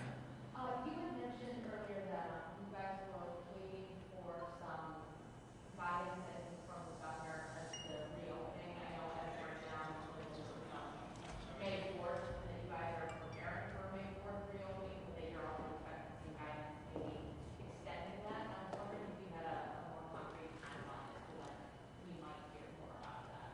I think we're going to hear from the commissioner and the governor within the next week about a possible extension on that. And, are you guys planning on the off chance that they do keep the May 4th opening date, or are you guys pretty much planning that it will be extended? We're planning for both because we don't make the decision. So, but we expect it to go on. While you're up there, Governor Baker said Friday that it was his belief that most school superintendents around the state would prefer to go back, if only for a couple of weeks, so that they could do things like proficiency tests, just to see, where things stand, and maybe plan some remedial work that can be done over the summer. I mean, do you agree with that assessment? Would you prefer to go back, even if it's just for a very short period of time, just a couple of weeks? I would. I prefer to get back in because I think the kids and the families need it. But we'll have to make sure everyone is safe first. Every time we make one of these decisions, you have to make it around safety first. But it would be great if we could get back in. If we can't get back in, we're planning a really robust summer program because the kids are missing a lot. My staff has worked very hard on a remote learning plan, but it's not the same as being with your teacher every day, and the kids are missing a third of their school year if we can't get back in. So we're taking that very seriously. On the subject of the remote learning, there's been some anecdotal reports from different places around the country that while, remote learning, people really were engaged in it at first. Now, the participation levels have kind of fallen off. I guess in Los Angeles, they actually kind of take attendance at the beginning of the day, whatever, and it's fallen now to the point where only 40% of their students are participating. Do you have any way to measure what the participation level is in Springfield as far as the remote learning goes? Yeah, we're looking at the technology to try to start to measure it. In Springfield, I believe it's still increasing because we just finished our distribution, and we're going to continue to distribute laptops to other families. What we're also doing as we track is find families that haven't engaged yet. Again, having staff, counseling staff, administrative staff, teachers, reach out to those families and try to really get them engaged in this process. But it's probably around that 40% in Springfield right now, but we expect it to go up, and we're going to continue to work at it. Thanks. Any other questions, Superintendent? Audrey, go ahead. I have a question for Commissioner Clapper. Sure. Just let me say, Paul, to you, we're one of the few urban districts in Massachusetts and maybe in the country that we invested a few years ago. We made the adjusted money, made cuts to make sure that laptop computers would go out to our kids, which 7,000 were already out. Tell me another district that's been able to distribute 10,000, 17,000. I mean, there's some that are larger than us that have not made that capability. So kudos goes out to Superintendent Warwick, the school committee, and our administration and budgets that we made that, not for this reason though, but we made that investment. Commissioner Crawford?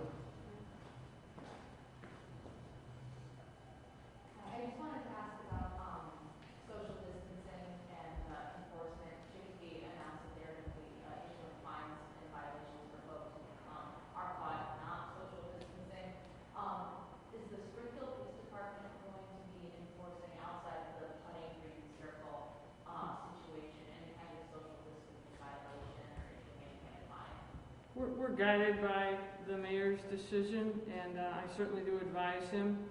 And at this time, I have reported to him and to the other cabinet heads that we have received calls for house parties, for gatherings, and when we respond, the officers get on the PA, and so far, people have been abiding by our warnings. So far, we are A-okay. And of course, we're focused on the people who don't care about life and death, certainly don't care about social distancing. So our efforts are focused to end this crime problem, to make people feel safe again. But I will say thank you to the community. Everybody has just heeded the warnings. Thank you. Audrey, just to let you know on that, about communicating. I mean, Cheryl and I have enough trouble keeping bad people off the streets with our courts. Can you imagine handing somebody a ticket on that? So we've been trying to communicate, and it's been working. How do some areas pop up? We get a phone call. We work, whether it's business and or if health has to become involved, or building code, or police, about relationships. But we have enough trouble trying to keep people who should be locked up, that our courts let go, and you want me to be handing out a ticket, which you know what they're going to do with the ticket? You know, just like this. Just like that. So ask nicely. They've been pretty abiding. They get out of hand or do something that they shouldn't be done, then law and order goes in effect for their good. But it's been working so far. I'm not saying it's perfect, but to put something else on the books when we're arresting people who are committing literally capital offenses and they're letting them out, this is a better way to do it. Commissioner, obviously there was this very serious incident Friday night, but I'm wondering if over the course of the last month since this pandemic started, what have the calls for service been like? Has it been more, less, about the same? And, what types of calls are you dealing with primarily? I tell you, Paul, the first couple of weeks of this pandemic, the calls for service went down. People were, adhering to the stay home, stay in. Now, lately, as of the last week, I will tell you, I think everything has been an uptick, and that can be attributed to a couple things. First of all, the release of prisoners and inmates. Secondly, the closure of the courts making things difficult. And thirdly, people are naturally just getting impatient with the way things are. So they're coming out a little bit. The spike that I thought I would see in domestic violence, we didn't see right away. We certainly are seeing it now. Friday morning, instead of having 15 to 20 restraining orders we daily serve, we had 40. So you're seeing the problems with domestic violence. You're obviously going to see the problems with the gang and the drug violence because they simply don't care about the quarantining or the social distancing.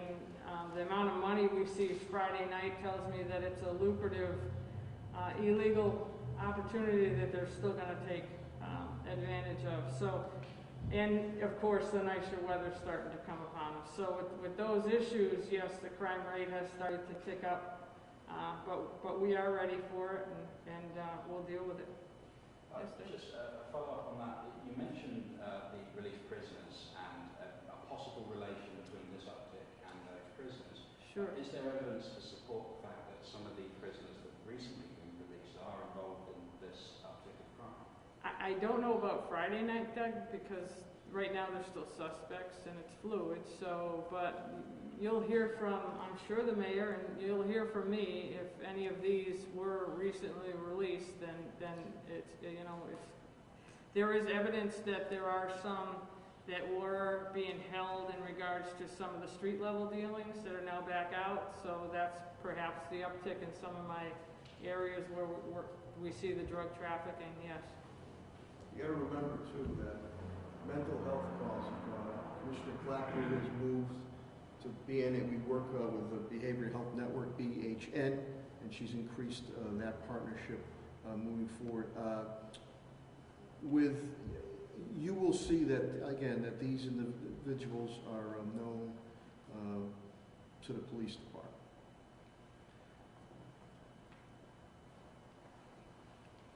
See all my people? They're working. My DPW, they're out there working. Healthcare's out there working. And building inspectors, codes, but they're out there working. Back office stuff's out there working. Why aren't the courts working? I mean, there's ways you can do it, with all due respect. Don't you think? Which we wouldn't, because our duty and our responsibility is to provide for the residents and business community of the city of Springfield. We're out here every day, every night. Besides, it's our job. We have families too. But I don't understand certain institutions that are not open, that play a pivotal role. There are ways you can open. There are ways you can deal to aid my brave and dedicated men and women in blue in the police department in judicial process. We've dealt with it here. How we deal with situations if anybody becomes affected with COVID-19 or coronavirus. So, we're all out there. The grocery store, everybody's out there. They're all working. Their mail's getting delivered, okay? You can do it remotely. You can bring a certain number of people in. You could run important things that need to be run through the court system. I know they are doing some, but we got to get down to the next level now. Because what happens in the next level is these guys who have no respect for life whatsoever decide that they want to start shooting people. You're going to see that these are known people that for whatever reason the courts and the revolving door they have says, go right ahead. Go right out there. I don't like that. And that's not what my residents nor my business community wants when I'm out about my neighborhood. I don't care what creed, color, background. It doesn't matter to me. If you're a bad individual, you're a bad individual. So she can't say as much as I'd like to say or she'd like to say on it.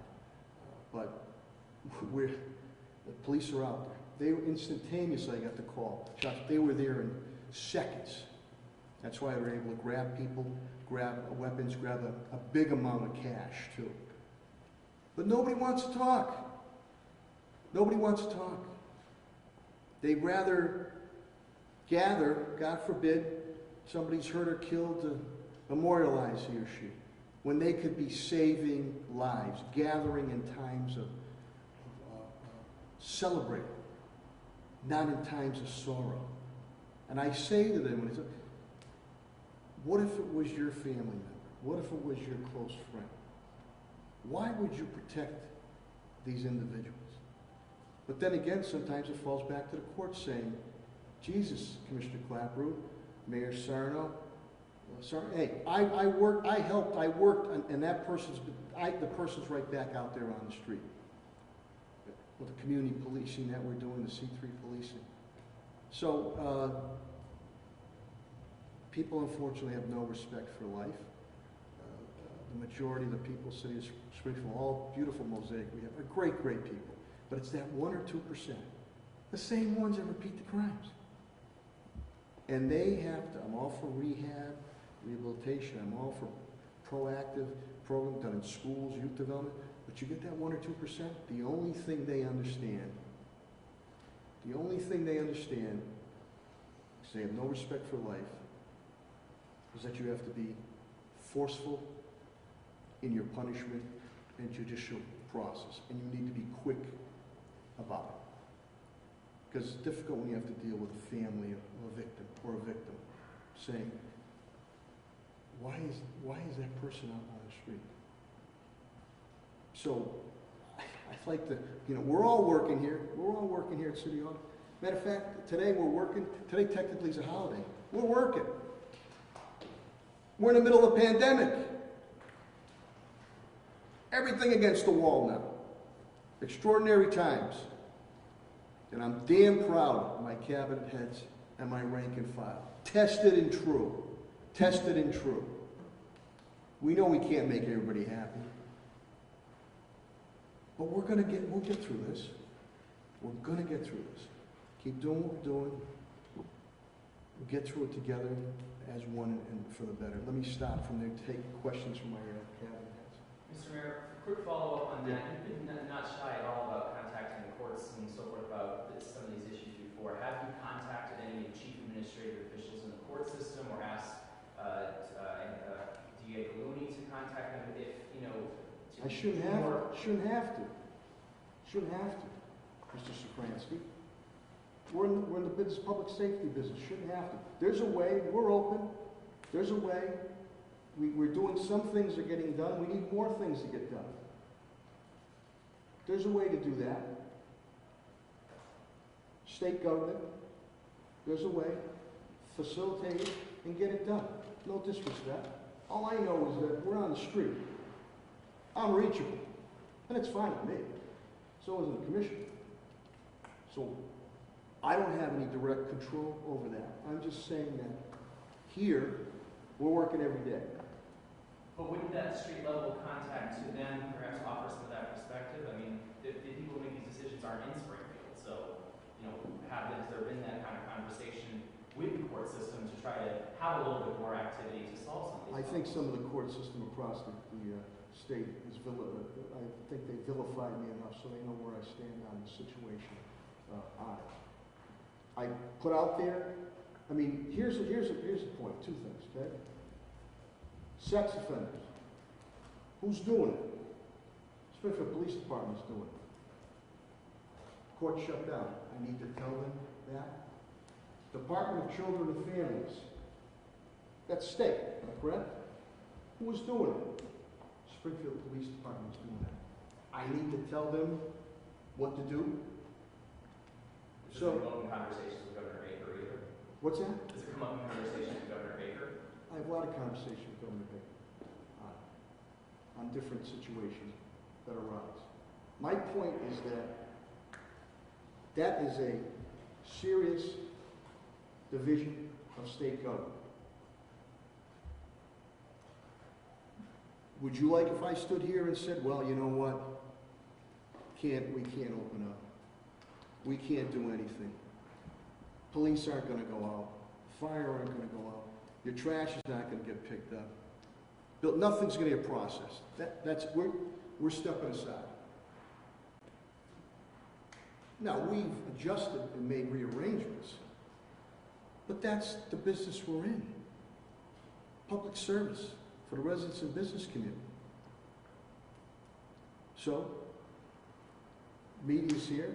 I'm sure they'll hear my message again. I'm sure they'll hear the message from you, whatever slant you're going to put on it. But we appreciate it. Got a question for Helen. Sure.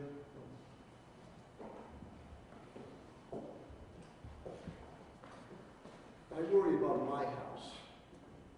Other people need to worry about their house. If they want me to run it, I'll be more than happy to run it. Yes, sir.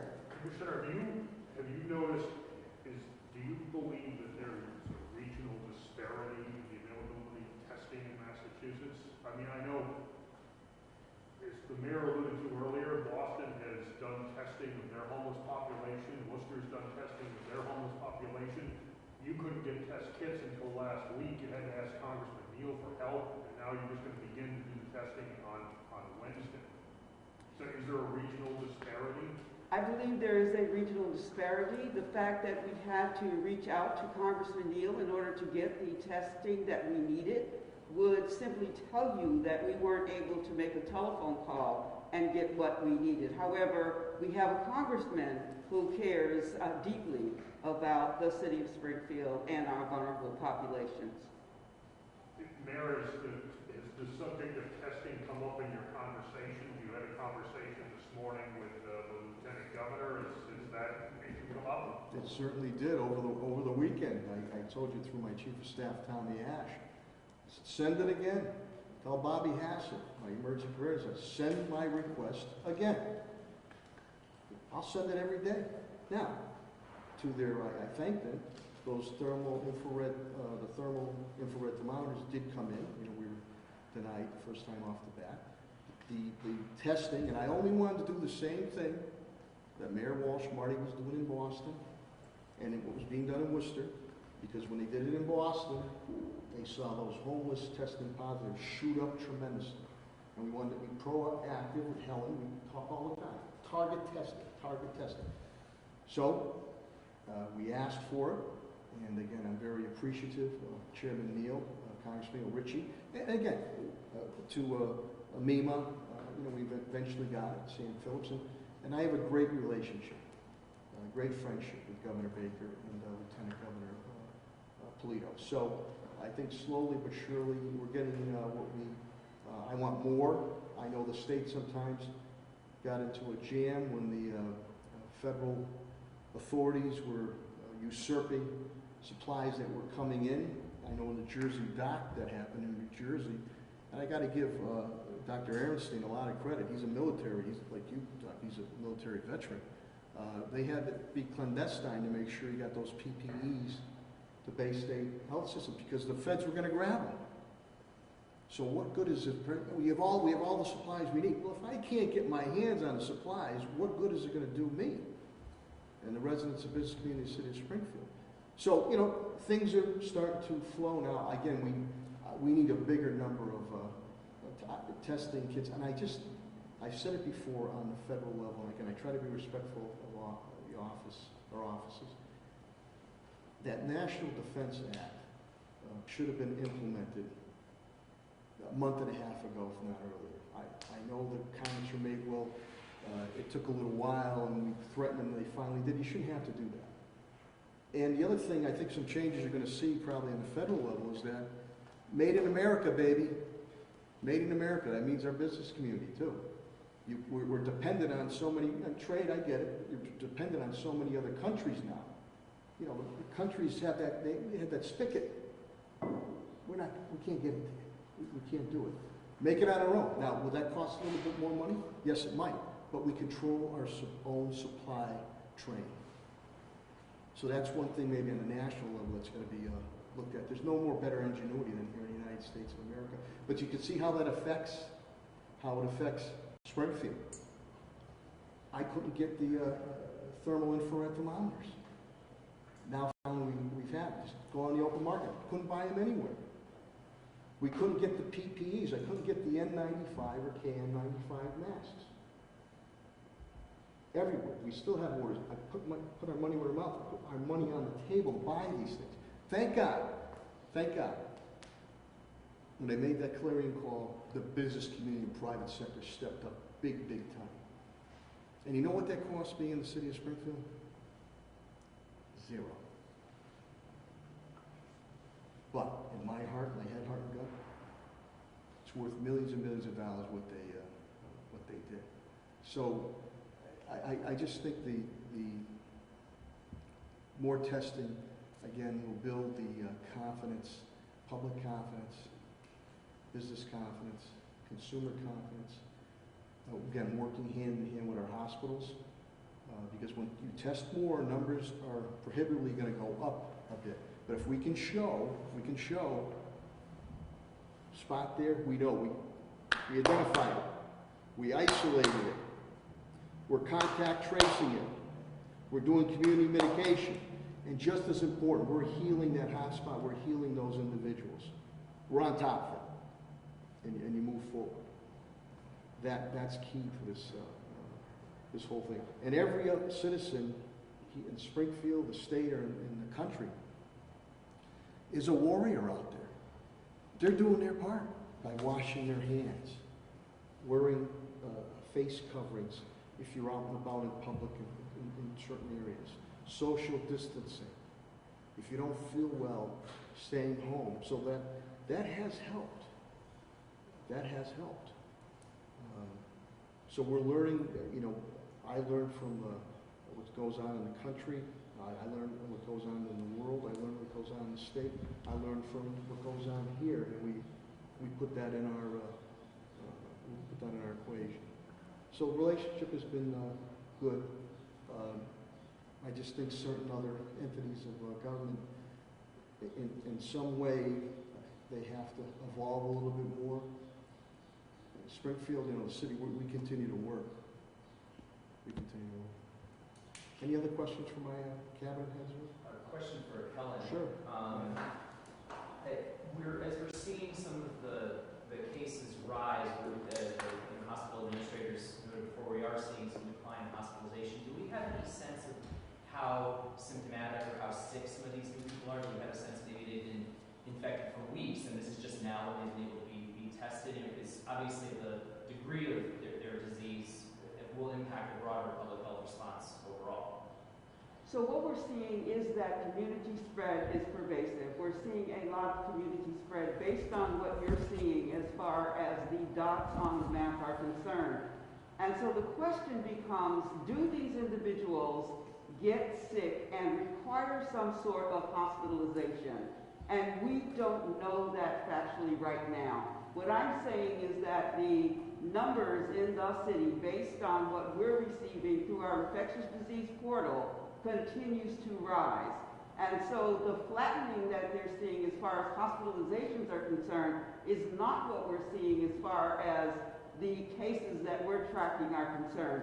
The only thing that we don't know is when or if some of those individuals will become sick enough to be able to be hospitalized. But I heard from both hospital systems that they feel they have the capacity to be able to treat those individuals who arrive at their hospitals. But at this point, this is primarily just data that, I think it's the Maven system that you have, that you're getting in. You don't have any specific insight into the degree of sickness that any individual person who's testing positive is, correct? Correct. So next week, what I'll show you is the number of places that we've seen the virus spread and at what rate in what intervals. And so we know that this is really incremental as far as the numbers are concerned. That's why we report them every week. I have no idea how sick those individuals are. When we do our contact tracing, that's part of what we ask. What symptoms are you experiencing? What symptoms potentially may be something that you're concerned about? We tell everyone, if you're having symptoms, if they get worse, to call your primary care physician to get instructions. And what we know is some individuals are having lots, 1, 2, or 3 symptoms. Some individuals are having very light symptoms. And so everyone, many people experience this virus differently. Some require hospitalization or treatment. Others are quarantined for the 14 days and need to stay at home and are working their way through. But at this point, I cannot tell you how many or where they are in their illness. We started this tracking on March 12th, I believe. And so some individuals that we tracked then should be coming out. And you heard our first responders say that there are individuals who are coming back to work. And so that means they have gone through the regimen of the 14 days and are now are asymptomatic and coming back to work. The challenge is many of the individuals in our environment are asymptomatic, and that's why testing is critical. Can you also just speak to how successful contact tracing has been? I know there's been some problem. You mentioned it yourself too, like people concerned about, too much people doing their business, and there's been some concern statewide that people think it's spam. What has your department's experience been with people's cooperation overall? Overall, we've had excellent cooperation. However, again, I think that individuals are very private, and they feel guilty. They feel as though they have inflicted something on a virus on another person. So that's that feeling of guilt that we have to have individuals understand that this virus is no one's fault. For the most part, we're getting good cooperation. But I think that there's some reluctancy to give those contacts to us and their identifying information. And that's why it's important to say our job is really to stop the spread. And we can do that when the individuals who are a source or are COVID positive cooperate and give us the information on themselves, what they are feeling as far as the infection is concerned. And then, to tell us who they have been in contact with so that we can reach out to those individuals as well. I don't know if there's any other questions. Matt, just as a follow-up to Commissioner Clapper and I do speak with First Justice John Payne, who's always very helpful.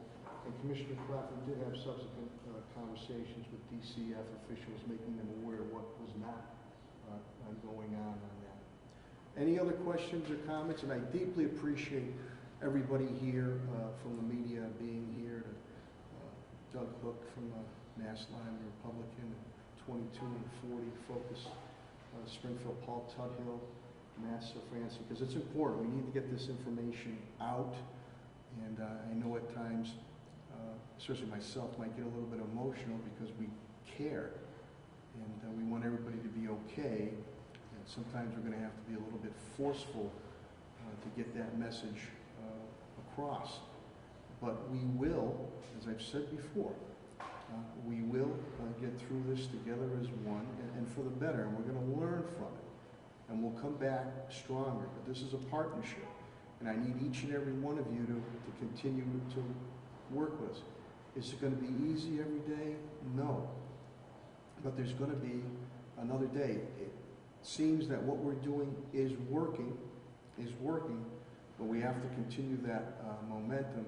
So and we will, when we start to phase back into normalcy, we just want to make sure it's done the right way so you don't face any type of demoralizing setback moving forward.